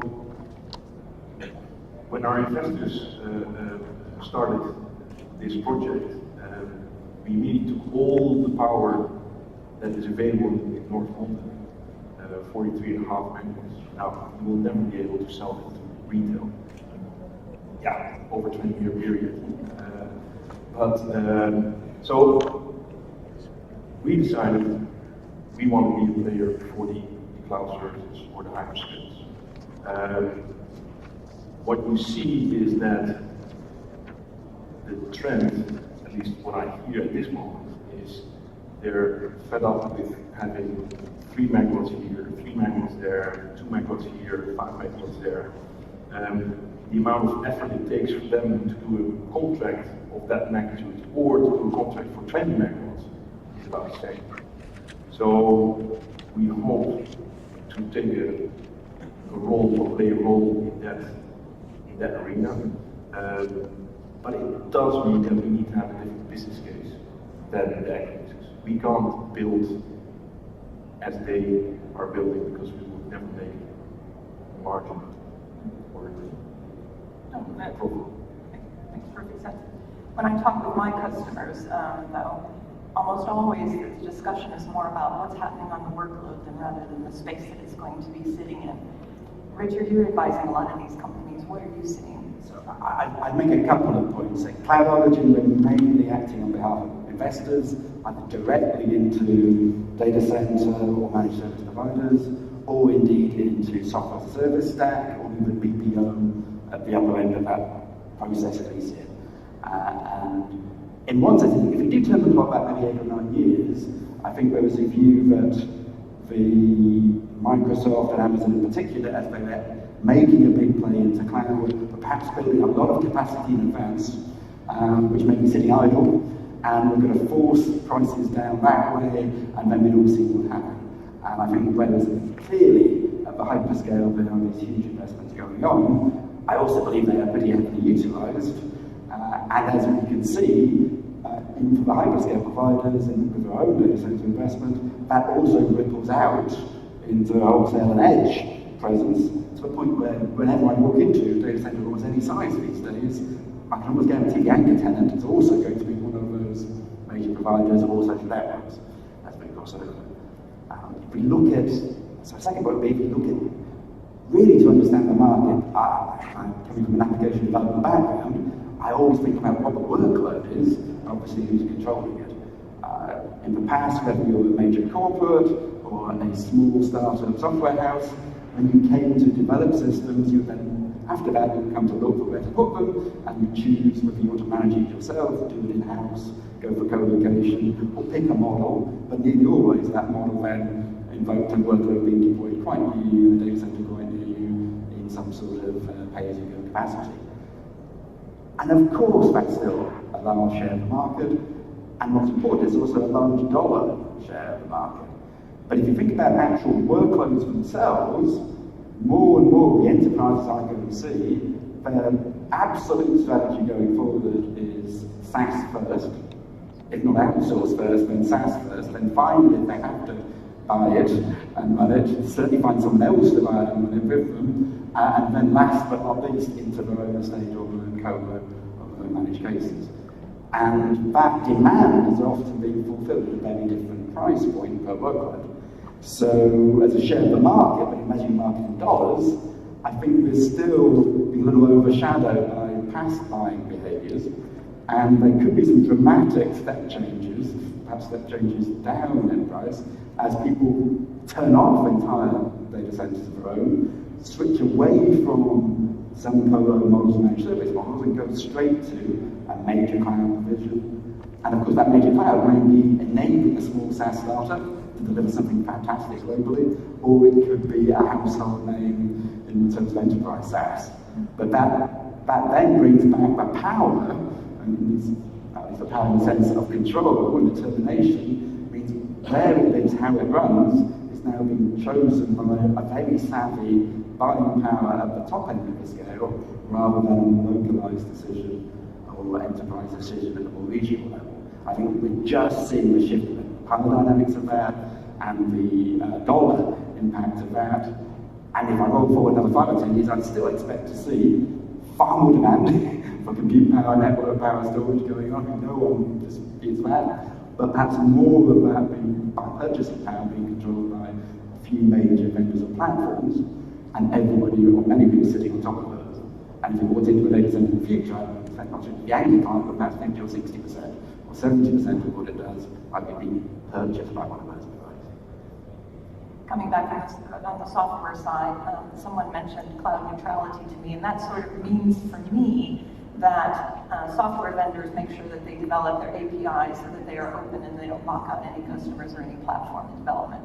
In the data center environment, I think people are really looking at it more as carrier neutrality, cloud neutrality. It's the number of clouds that come into your facility. And I know that's a focus that Equinix has had for a number of years. Can you explain that a little bit more? For 18 years, we've been a neutral data center, and that meant that any network was welcome. And actually, our basis of our business is based on a very strong network base. Back then, we never touched anyone's data whatsoever. However, what's interesting is the data is very secure in my on-house DC. It's when the data leaves. Secondly, we are fortunate we have over 500 clouds deployed with us. But that allows neutrality as well. And cloud neutrality and network neutrality is somewhat the same. On the back of the networks, each network tends to have 4,000, 3,000 enterprise customers via local tailors. Then deploying a data center, whether it's ours or COW's, allows them the access of multiple cloud. And one thing we found on day one, people said, what is cloud? And we want to connect to AWS. And they did that. And they managed their workload. The next day, they said, we don't like this. We like SAP, we like Oracle. So now we give customers cloud services on a monthly basis, so they can swap and change via VLANs. But what has really happened is there are about 10 vendors, Nokia, Ciena, Juniper, Cisco, who are deploying SDN. But what that also means is SDN to the edge. So networks are now still offering bandwidth to their customers, but saying to their customer, which cloud would you like and when would you like it? And data centers are able to offer that mix and neutrality. There is one thing that's changing, is that Equinix is not going to build Ashburn 47 or 48. We are continuing to build in key financial centers, but we opened Sao Paulo, and now we have 3 DCs in Sao Paulo. We've just acquired Lisbon. So I agree completely that we are pushing data centers. We're not closing them, we are opening smaller, maybe 300 rack, 1.2 megawatt DCs in new markets to facilitate that. From the wholesale perspective, I mean, how are you envisioning cloud neutrality in your business model moving forward? Yeah, it's a bit like that has just been said. We see it as carrier neutrality, cloud neutrality. We hope to attract as many cloud providers as possible. We think that the campus is helping that, because originally Microsoft, Google, Amazon, they didn't even want to be in the same building. They could be speaking to each other. I think that has not changed. Well, it's a demilitarized. Exactly. So we are fortunate, and I believe that's certainly for the flag, Frankfurt, London, Amsterdam, Paris, and Dublin. I think it makes sense to have campuses to attract those different players, and they can have their own building or subset of building. So it doesn't mean that they can't be all there and give the services to the smaller customers that we also try to have. I mean, yes, we are a wholesale player, but the real margin is obviously in the smaller customers, but we can't start with that. So where we say that 70% of the business is going to be cloud, I hope that it's also going to be a mix in our portfolio, 70 cloud and 30 enterprise and other SME customers, because that will give you a good balance within the company. I think with cloud neutrality, what's important, besides the top 10 content and the 500 clouds, is the strength and power and the usage of internet exchanges. Because they are allowing neutrality. They are helping the person in their basement building a gaming application to access the cloud. And interconnection is good for all of us. So I think not just the cloud. I still believe the IXs have a part to play. We opened an IX in Helsinki recently, and it's surprising, with respect to the tier 2, tier 3, tier 4 players of the cloud, have benefited from that hugely, because they can connect to Microsoft, AWS, and Oracle. So I think that the IXs are key to cloud neutrality. So there is is still a role for sort of the lower tier organizations? Do you see that? Given, you can understand an Equinix going down this route, but we haven't seen real great evidence of multi-clouds in data centers yet in a broad way. I mean, if I take a sort of maybe consumption sort of point of view, from say software and SaaS industry's point of view, to Ben, I think cloud neutrality means at an infrastructure level, we're absolutely peering between clouds and data centers and often platform as a service suppliers that they're consuming. But also it often means at the next level up, we often talk about cloud agnosticism, and architecture agnosticism. So if you're a SaaS provider, it may still make certain sense in certain cases, whether that's regulatory or regional or business growth for cost reasons, why you might have some of your computers, particularly some of your data storage, might be in a facility you more directly control, but again, it's literally your own whole data hall, or it's a retail colo facility. But you absolutely want to tap into various other cloud, it could be alliances you have with other major software infrastructure providers, you tap into maybe the burst computing, also for some really interesting new applications you want to take advantage of, and last but not least, to reach your own customers, and particularly when moving into major customer enterprise world. So you need a solution, an architecture which can span those things, like agnosticism, and then you want neutrality in wherever you land to be a good neighbour with, and ideally very heavily geared with, connected to the major clouds. Because again, a few years ago, the centre of gravity of data was often on-premise. We were wondering how to get data into cloud. That's the last of anybody's problem these days. It's normally your data or the data your customer wants you to operate on is already in a cloud at a vast scale and growing and growing and growing. How easily can you tap into that, harvest it, add insights and feedback, and you don't want your infrastructure choice to limit you, but of course you also want it to be effective and manageable and cost effective and all those other good things. And I think that maybe last point, that 5, 6, 10, 15 years ago, when we looked at a business that was, say, an enterprise SaaS business growing worldwide, it would have to pick regional data centers and points to deploy its infrastructure, because that was the only way to serve the customer base of that region. Now, I'd say many enterprise class SaaS applications could run one point in the world and deliver to the entire customer base without any notable latency or issues around deployment. The fascinating thing, of course, is often your mobile app won't do that because it's very content heavy, and of course maybe more enterprise applications will become content richer over time, and so become more of an edge demand too. There's all these different factors shaping who controls demand and where it falls. A few years ago we were seeing it shrinking back to 1 point spanning globally, and now perhaps we're seeing more edges wiped up again. We also have the issue that technology may be able to do it, but regulation isn't necessarily going to permit that going forward. So. Yes. That's a good point. Yes. I slightly disagree with your mobile app. 5G will change all of that. And it's surprising how much data, it's not 5G, it's probably 7.2G.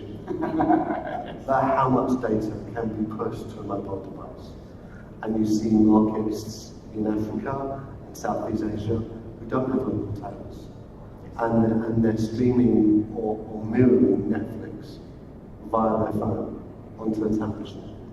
So 5G will change cloud neutrality again. Because we're in Helsinki is quite interesting. Legality of data. We are very happy, and the team are here from Helsinki. We see Russians deploying in Helsinki. So are they addressing the law? No.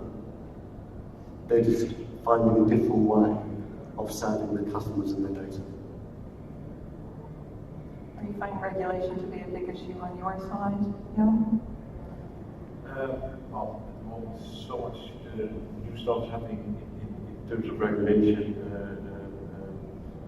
Obviously, I'm only in one market, we were in 21 markets, or even more, I don't know.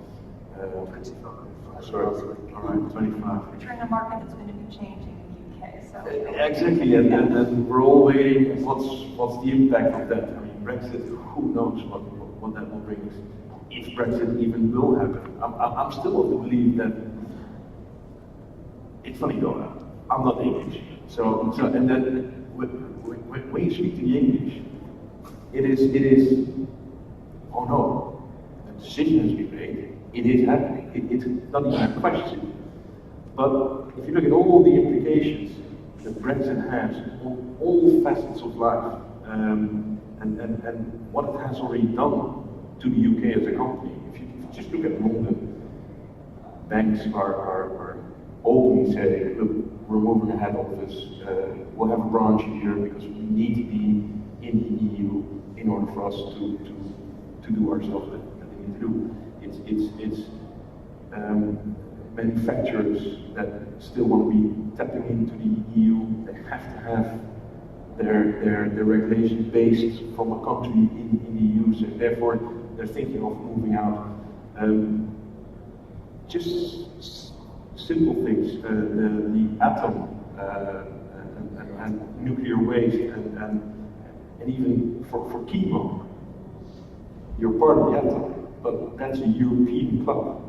If UK goes out of the EU, they no longer have access to the atom club. Therefore, they are last in line for getting cancer treatments. What are they going to do with their nuclear waste? Seems a very small thing, but it's a huge impact. So I still hope, and I'm of the belief, but I guess I'm in the minority, that there's going to be a new referendum, and that the deal is going to be not great, and therefore they're going to vote for, do we want to take this deal or not, and then stay in it. That's what I hope. Whether it's going to happen. Besides my accent, I have no reference to the UK and Brexit. But Brexit is interesting because business needs cloud neutrality. And Miss Angela Merkel is certainly knocking on the door of all the UK banks and saying, come to Frankfurt, I'll build you a new office building, and the Dutch are offering no tax. I got to get an email today from Copenhagen, from Luxembourg, from Dublin, from Paris, asking, do I want to help companies move it? But that isn't the point. That email isn't coming from the UK. It's coming from cloud that's deployed in many markets and is localized. If I'm a firm believer in the network that connects to Microsoft Azure in Singapore. Self-drive cars don't only live in Singapore. Mobile phones don't live in Singapore. So we need to have cloud deployed in many, many markets. And that's why we and others are looking at new markets. And you see Google, who are now deploying in markets they weren't before. To get over the issue of Brexit, or of Trump becoming president, or Mr. Putin bringing new laws, data will still flow. So I think interconnection is key to all of us. And the more interconnection, the more cloud deployment and network, whether it's at the edge or decentralized, is key.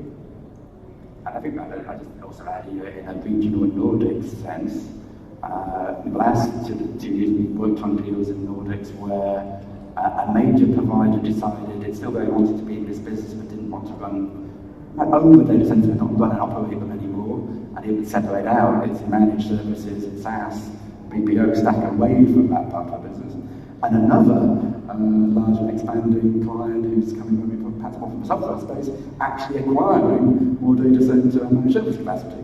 So there's no one, blueprint that fits all. I think we've seen often the Nordic champions arising out of this region, spreading to the neighbouring countries, then establishing a strong base, and already a very open and international facing base, and then looking for where they can expand across Europe, or indeed Asia Pacific or USA as the next step. And I'm sure we're just going to see more and more of that. And I particularly take delight in the fact that in the last few years we've seen a lot of very experienced executives who perhaps had served some time with Microsoft or Oracle, now come back to their own countries and found some fantastic companies. I mean, just a few years' time, being quite significant on the world stage. So I think that's another, shows us incubating some fantastic talent here also, and how quickly those businesses grow and consume services where they need. Cloud neutrality is interesting. I come from a subsea background, not a data center background. If you give people bandwidth, they want to use it.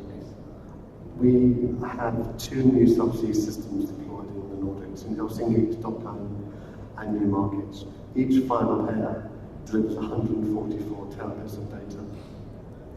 Cinia, the guys are here, deployed 8 fibre pairs. That network is fully utilised.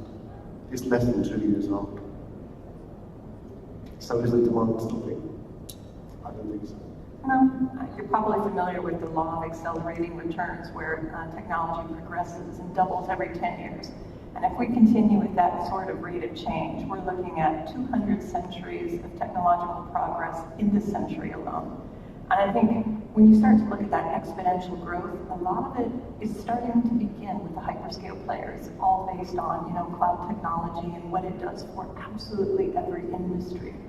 The question is, we've talked a little bit today about how hyperscales are changing maybe your adoption rate of the space, but they're also changing our industry in other ways. Richard, we were talking earlier about, if we're going to grow exponentially, we as human beings tend to work very linearly, if that's an English word. And I'm quite concerned that from a data center perspective, we tend to be incrementalists. We're not out there actually pushing where the new business models need to come as fast as where the market is going. I think one of the interesting effects, and something, obviously, guess what the clues in the name in hyperscale is just the vast scale, deployment size, and economies you can get when you're designing data centers at that scale, and you're rapidly adding new refreshing them faster than perhaps anyone else can on the planet. But then I think we've seen then different forms of innovation also in then how to design a data center and design it for different purposes. How do you power, cool, feed, water, provision, secure what goes on inside the hall? I think we're now seeing fascinating innovation at what goes on inside a rack. And if you look at the compute platform, but now also things like Open19, new standards for how you interconnect the use in a rack, the network, the power, and allow that to open up to OEMs and white box providers to really give, effectively, I want to give the same benefit of power and scale to a very small user or someone moving to a colo facility, but a hyperscale provider has now in their infrastructure. I think that's A, amazing, but B, of course, I fully expect that when they pioneered standards for their own interests of scale and efficiency in the last year, in 2 years' time, that will be more the normal expectation that people would expect to see inside a rack in data center anywhere in the world. That obviously has some implications for engineers' roles and that or others, but it also has implications, I think, for how you design and operate large-scale colo and some of those features, just to make sure they're fully aligned with what people then come to expect. So the hyperscales not only bring some more power purchasing to them, but also, I think, really forcing through disruptive technology change at every level. Even into the PaaS, the API level as well. So APIs, racks, data vaults, and data centers are all changing. Particularly with Microsoft's announcement about natural gas powered data centers all the way to the rack. It's a very fundamental shift in how they're being structured. You were talking also about ways that the business model can maybe move forward too. Yeah. If you want to be a partner to the hyperscales and that's the business model that you want to attract and operate in, then we cannot afford to build data centers like, again, the economics, key interactions, because the hyperscalers just won't pay the price. Also, you need to have extremely large-scale operations. At the moment, you see Dublin is out of power, Amsterdam area, certainly Schiphol is out of power, and that will continue because they're growing so rapidly. They're taking up such chunks of power that the local governments can't keep up with, because I read somewhere, where was it? In Dublin, the amount of power that Dublin uses over the last 90 years was 1,200 megawatts. Over the last 3 years, the requests from the hyperscales and the data center industry as a whole was 1,450 megawatts. So that's more than what has been asked and built up over by industries, people, etc. over the last 90 years. And that's just not change. Yeah. So it needs change. But for us to be a partner, I think the hyperscalers also need to be a partner with us. It's now all about just-in-time delivery. They can't wait for 12 months for the next deployment of space and power. I think when they build themselves, they make a 100 megawatt data center, and they know, or they can stage it such that they can go to the OEMs and say, you know what, I need to have X amount of gensets, then. And that gives you great buying power. And for us, yeah, we have a contract with Microsoft or with Amazon, and they say, well, we'll start with 5 megawatts. Yeah, we may grow to 50, but no commitment.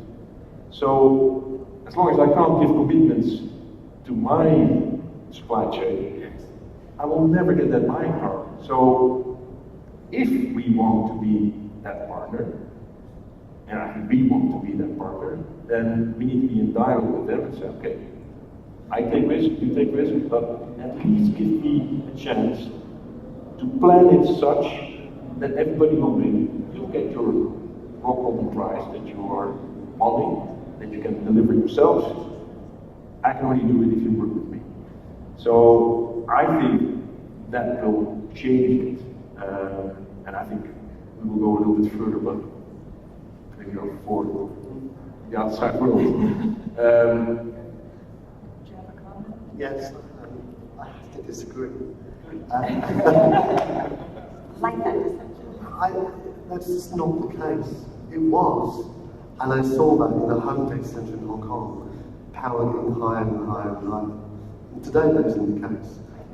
In a good market such as Amsterdam, we have 10 data centers and 20 or 30 clouds deployed. It doesn't matter. But the cloud providers, every month we have an engineer who turns up, goes to their rack, he pulls out a PC box, and basically he takes out parts of the rack. He removes chipsets, he removes hardware. So if you want to look at actual usage, yes, AWS, not picking those guys, will say we would like 5 megawatts. But the usage pattern is different. And we are seeing people such as Amsterdam Internet Exchange, who have a huge deployment, had a very big power deployment, but they are changing the way they operate. And that power is changing. And then separately, you see Facebook deploying in Finland, and you see in Silicon Valley people deploying, and trying to use different ways of generating power. The Irish government have offered tax breaks for people to deploy, but they've not thought about the infrastructure. And the problem with the power in Dublin, it's 90 years old. I'm not saying that, but I disagree with you because, of course, they cannot put 5 megawatts in your data center because the pricing that you need to have, or you wanting to have, or you can get from other customers is such that they need to be in your data center because of connectivity and all that kind of stuff. But the bulk they will put in low-cost data centers, whether it's outside of the main cities. I mean, just to compare, Amsterdam real estate, if you buy land, it's ranging between 250 and 400 euros per meter, just for the ground. If you go to Middenmeer, or where Microsoft is, or Eemshaven, where Google is, you talk about 40 to 80 euros per square meter. That's a huge difference. Now you may say, well, it's only land, but if your starting point is several millions up from one place to the other, it does impact your business case. I'm going to have to step in here. I think this is going to be a debate that we're going to have for many years to come. And maybe next year we should be encouraging a hyperscale player to be sitting alongside of us. But can we choose one? That'd be great. We are at time, and I want to thank you very much, gentlemen, for joining me today, and I hope you all had a good debate. Thank you.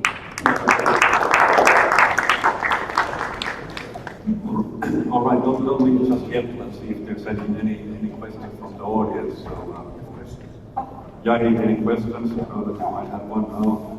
Over there. Yeah, I actually have. I always ask the question. About this cloud neutrality. I think it's a privilege of big players. They have the money to build up the data centers in different countries, get the bandwidth, they have the lawyers. Is that going to be a kind of real cloud neutrality available for everything? You didn't get the question, yes? I think it was to... Okay, thank you. So we operate in nearly 200 locations. There are locations gentlemen mentioned that have been historically, and just to re-clarify, Frankfurt, London, Amsterdam, Paris, in this region. But in my home region, it's always been Hong Kong, Shanghai, Singapore. But that is not the case. I mentioned earlier, there are huge deployments in Sao Paulo. There are more and more deployments in Mombasa. So the market is changing. And if I focus on key holiday hotspots and markets, we will get left behind. So the market is driving. There are 140 million people in Nigeria who want better cloud. And that will push the cloud providers to look at the eyeballs, not the cloud providers to dictate. There is a massive market in the Philippines and Indonesia, which would love to have Hotmail and would love to have online shopping. So it's the public is pushing their demand. I'd also say that, again, you need to think about workload. The reason why we saturated perhaps Amsterdam and London or other cities in the past was it was going for very low latency, very high-speed networks where you need certain types of high-frequency trading or other types of enterprise applications. But there are also many other workloads out there, bulk compute that needs to be done over hours, days, even months occasionally, where that favours in Iceland or Greenland or Nordic Centre or many other places in the world. But one thing I think is common to all is that peering and connectivity, but without that, how do you get the data there to then process it? If you're taking it by the second or by the hour, you still need peering and interconnect. It's a very informed audience. We have customers asking now, real time and delay. And when our engineers ask them, it must be under 1,000 milliseconds. You could be anywhere in the world, yes. And it would be fine. All right, any more questions from the audience? All right, if not, thank you, Michelle, Kate, Richard, and Jan. Thank you for wonderful time. All right, we have one more keynote coming up before the lunch, which I think that everybody is expecting for. So, Mr. Seppo Ihalainen, who is currently the managing director of Piccolo Limited, please go there, get yourself mic'd up, and get ready for the stage. I will pitch you in. So, Seppo is currently working as managing director of Piccolo Limited, and since co-founding Piccolo back in 2011, Seppo has built Piccolo locally and internationally recognized data center partner. And Piccolo is Finland's first company focusing on co-location and is today one of Finland's fastest growing companies. Seppo personally has more than 15 years of experience in the ICT sector, and he worked as a head of technology at the TDC in Finland, responsible for data center and server platform operations. He also had a wide international experience working as a consultant for UNDP and a regional director at 7 networks in Singapore and Dubai, United Arab Emirates.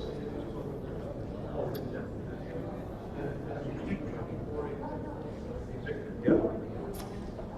Are you ready there? Not yet. All right, so let's give us a couple of minutes.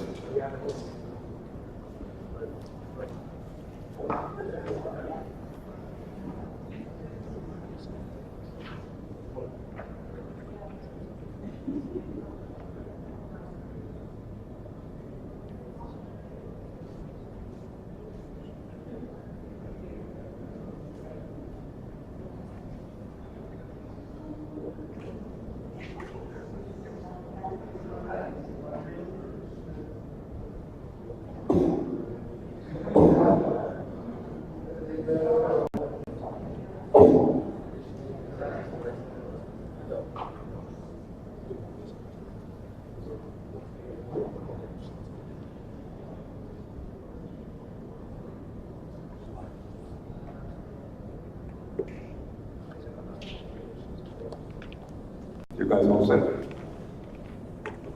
Hope so.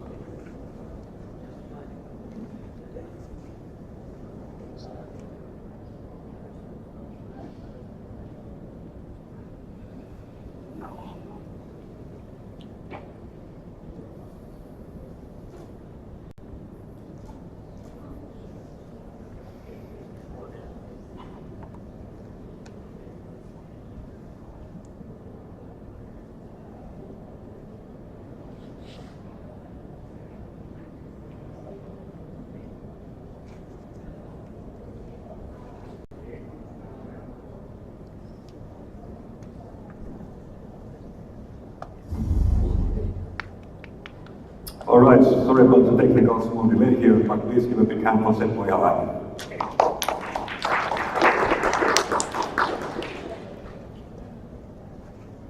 Okay, good day everyone. Thank you for coming to Nordic Digital Business Summit today and listening to Ficolo's presentations about the multi-cloud and multi-cloud environment and a little bit about the Ficolo as well. Today I will have a presentation together with Ficolo's cloud architect Toni Toivola, who will do the second part of the presentation. But let's start with a very short video.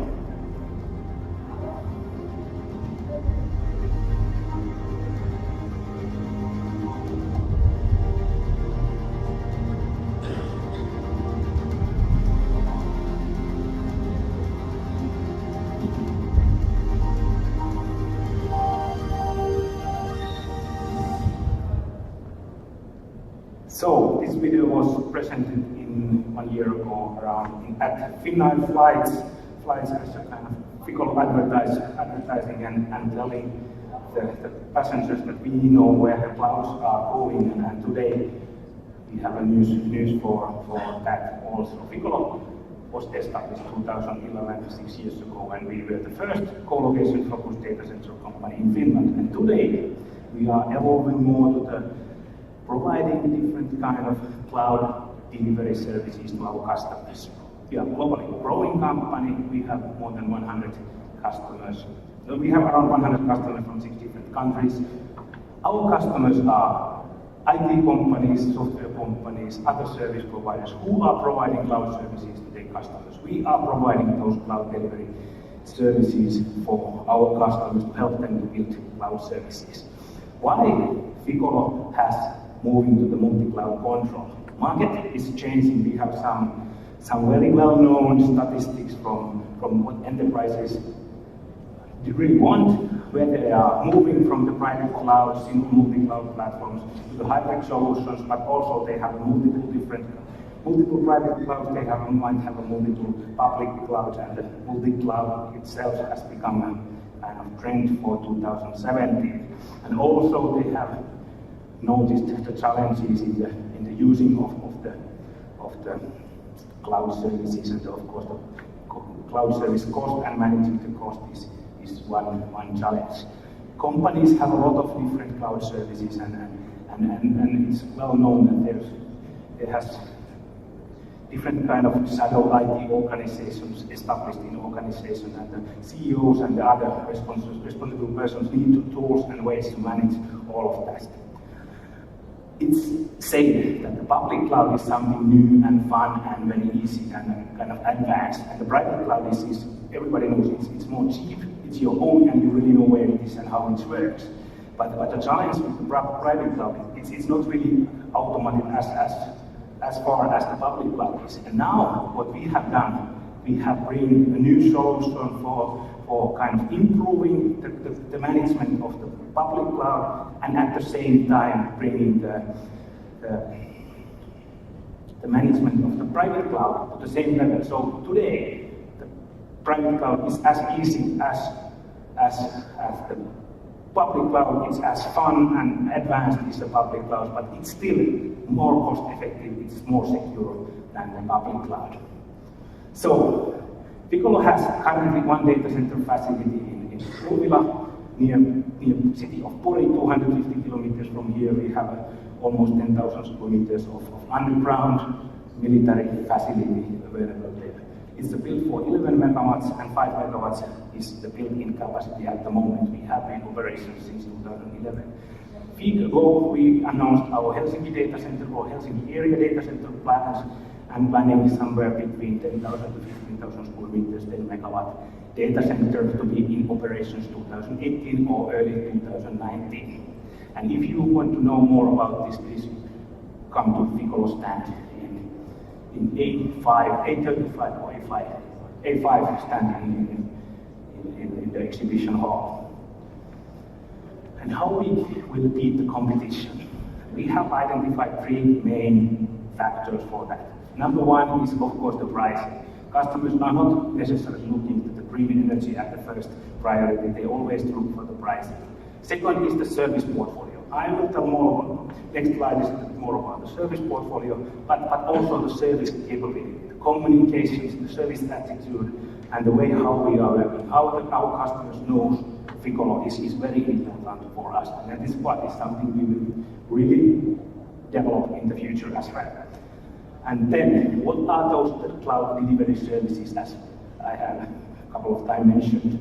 It's the combination of co-location services, connectivity services, how you can connect to your cloud services, what kind of platforms you use for managing your cloud services. You can use with the Ficolo still your Amazon or Azure or any public services, but you still can have a private cloud service at Ficolo as well. And then how you make sure that those services are working. There are no shortcuts of doing the public cloud services or cloud services in general. You still need to make sure that those are secure, those are monitored, those are, you have collected the logs and complied with the different kind of requirements, for example, GDPR requirements, for example, and we have a different kind of tool for that.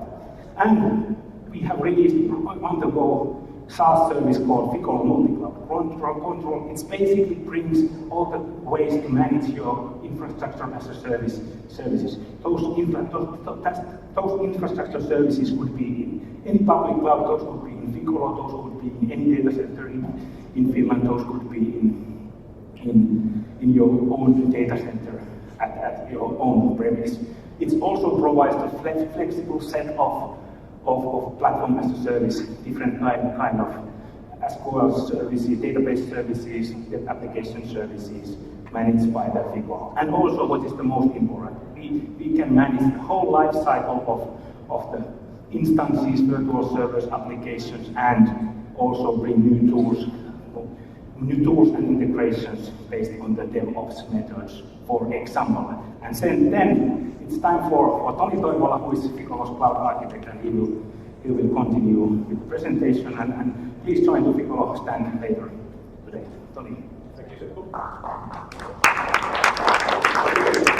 Let's go through our multi-cloud platform, and it's basically thinking about any application, any database, anywhere. So the end user has the capability of selecting their own tools, own infrastructure, what they are using. And the old way always was that the IT was bringing up the servers or buying those hardwares and then installation, and then the development guys are waiting what we can do without those services. And then came the DevOps, and DevOps always tries to automate the things to get easier with the platforms and to ramp up new installations, and the development guys could have their development tools easily available. And with this, our multi-cloud platform, it's a single platform kind of thinking that the developer itself can then now use our multi-cloud control software to ramp up their own environment and own platform, what kind of what they are using there. And also, we have to take care of the life cycle of the server or application. And there are several sections what we are going to handle. And the old way was that you have some different kind of applications or third-party softwares licensed or open things or even hardwares to cover these kind of sections. Now with this our multi-cloud control software, you can always rely on the platform itself. It will cover all the lifecycle management sections from there. And where you can use it on-premise solutions, or even the private clouds, or even public clouds, of course. And all the things are managed by the API interfaces. So you don't have to open your firewall so much. It's only an API interface. And what is any database anywhere? So here's an example of this kind of thinking. So you have your own applications based on different kinds of technologies, and same as a database, you can have different kinds of databases. And there's a catalog that you can choose those technologies from there. But if you want to use your own application or own database, you can build up them as well, and use it as your own infrastructure or in the public cloud. And of course, containers, Docker containers is also supported with this platform, so you can use and deploy the Docker hosts to your hypervisors or public clouds, and use the containers in them. And what kind of clouds is supported with this platform? There's a list. In the left side, there is public clouds. And there are those biggest public cloud providers available. And we have also the Cloud9 and the Upcloud, which are the Finnish public cloud providers. They are also included now. And in the private cloud, in the right side, there is a list of different kind of hypervisors, which you can be integrated into this and managed by this. And in the provision, there is one single user interface in all these public and private clouds. They are same kind of management, and it doesn't matter if it's on-premise or public cloud or hybrid cloud version of it. It's fast, it's easy to use, it's easy to understand, and highly flexible. And the infrastructure is also highly flexible. It depends on what you want to use. And it doesn't have any cloud locks, so you can decide what kind of workloads you are running on the different clouds, and you can migrate those workloads to the different clouds as well. And then there is native backup and recovery solutions with this product as well, and they are schedulable, and they are automatically taken care of when you are provisioning those environments. The backup shops is created with different kind of methods, and there can be database snapshots and VM snapshots also.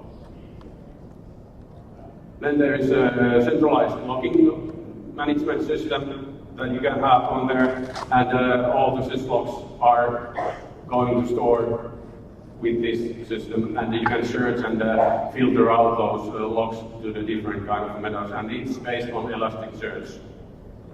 And it's highly efficient and also scalable solution.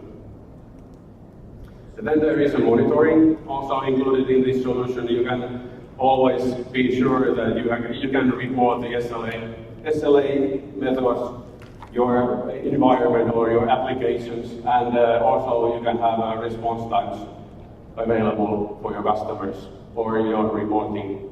And you can see all the incidents you have on your environment also, and then you can manage your incidents in the third-party solutions as well.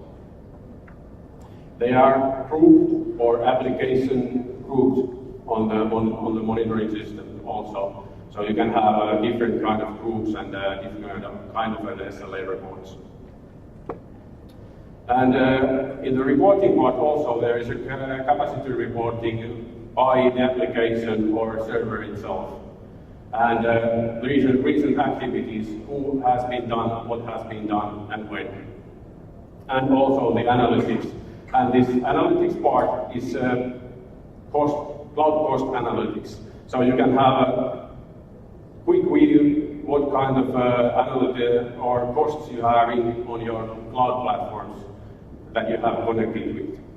And of course, we can see also that we have also capable of pricing your own VMware or Xen or Hyper-V environments as well. And so you can easily be priced with your customers, the end solutions and the application. So features and integrations with this product. There is a huge list and hopefully it's been seen also in the back rows as well. In the provisioning options, there is features are that there's multiple application tierings. There's database tierings, there's a web tiering, and you can have multiple instances on those tiers. And those can be also be managed by templates. So you can create a different kind of templates, and there's just a minute you have a different kind of environment set up. And then there is integrations to the different automating solutions like a web Puppet or Chef or Ansible, for example. Or you can use your PowerShell scripts or Bash scripts or Java scripts or Ruby scripts to automate things in the platforms. Then you have image upload possibilities. You can have your VMDKs or ISO files uploaded to the system, and you can use those to create your own applications and integrations. And the library, you can have custom applications built in the library as well. And different kind of migrations between the hypervisors. Then you have an infrastructure, features and integrations.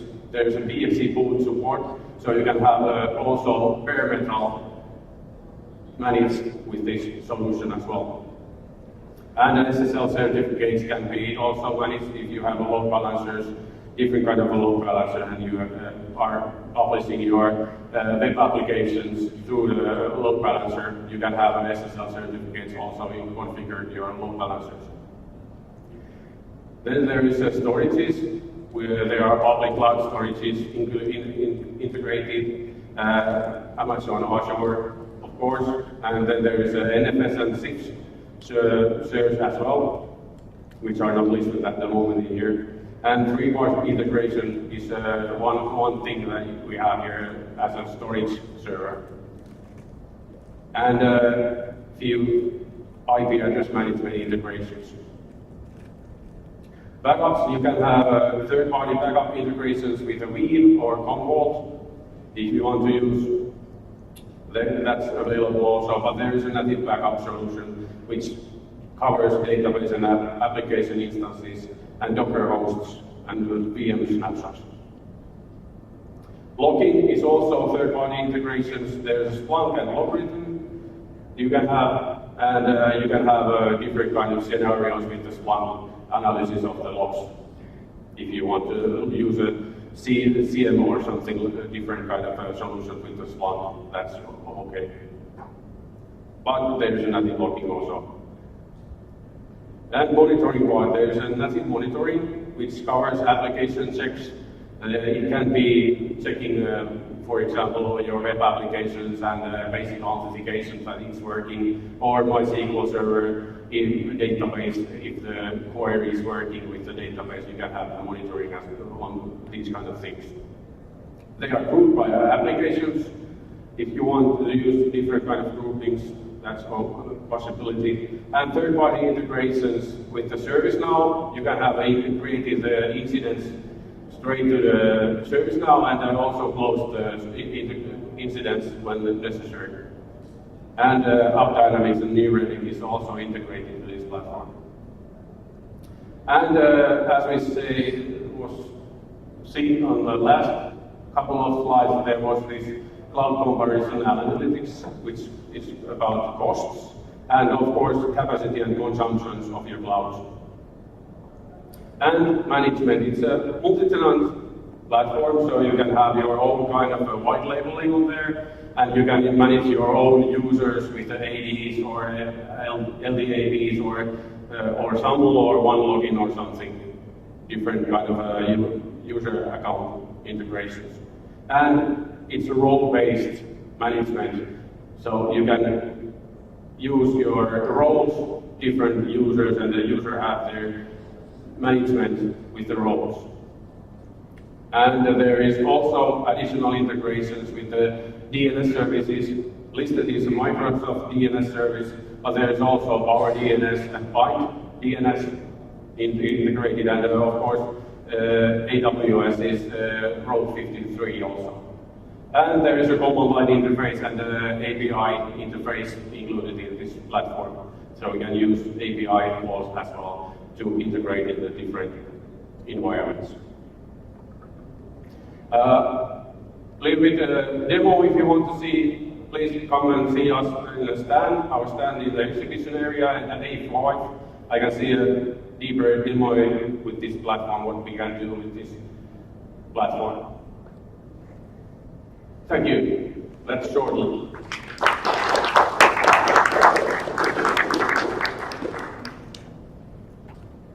All right, thank you very much indeed. Very fascinating. Now time for questions before the lunch. Our favorite. Well, of course, I can always ask that. How is the customers kind of taking up this multi-cloud thing, and are they really moving between the clouds and really using your system widely, moving around? Yeah, you can use it in a different. There's a grouping with you can use a multiple cloud connections with the one group, and inside the one group you can live migrate or load your workloads between the different clouds. Yeah, and if you are using a load balancer, you can always use the load balancer, and behind the load balancer you have a Notepad or Apache or something. And then you can scale up your instances automatically or downscale, of course. There's a scalability available. And the load balancer configuration is managed by the application as well. Yeah. The solution we are using here is made by the US company called Morpheus Data. We have built the production for it, and we are producing this as a service. We are the first company in Nordic who is using these solutions. There are around 10 to 15 customers in Europe. One example, the reference customer is the UK-based SecureCloud.uk or KOJAC or something like that. They are using this solution for providing private cloud management for the very high secure customers, like the UN peacekeeping missions or something like that. So we could use this for end user companies. We could help IT companies to manage their customer environments. So please come to visit our stand and tell more about this, our data center products, or other products as well. So that's all. Any other questions? If there is no other questions, thank you, Seppo. Thank you, Toni, very much indeed.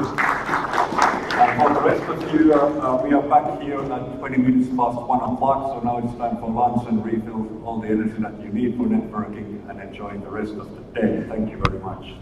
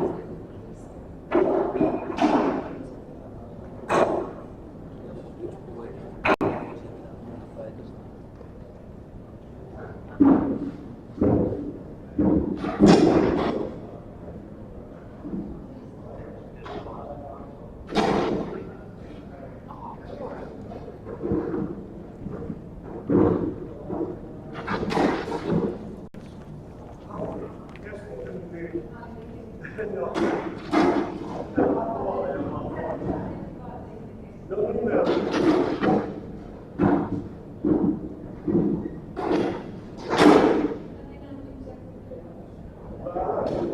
you.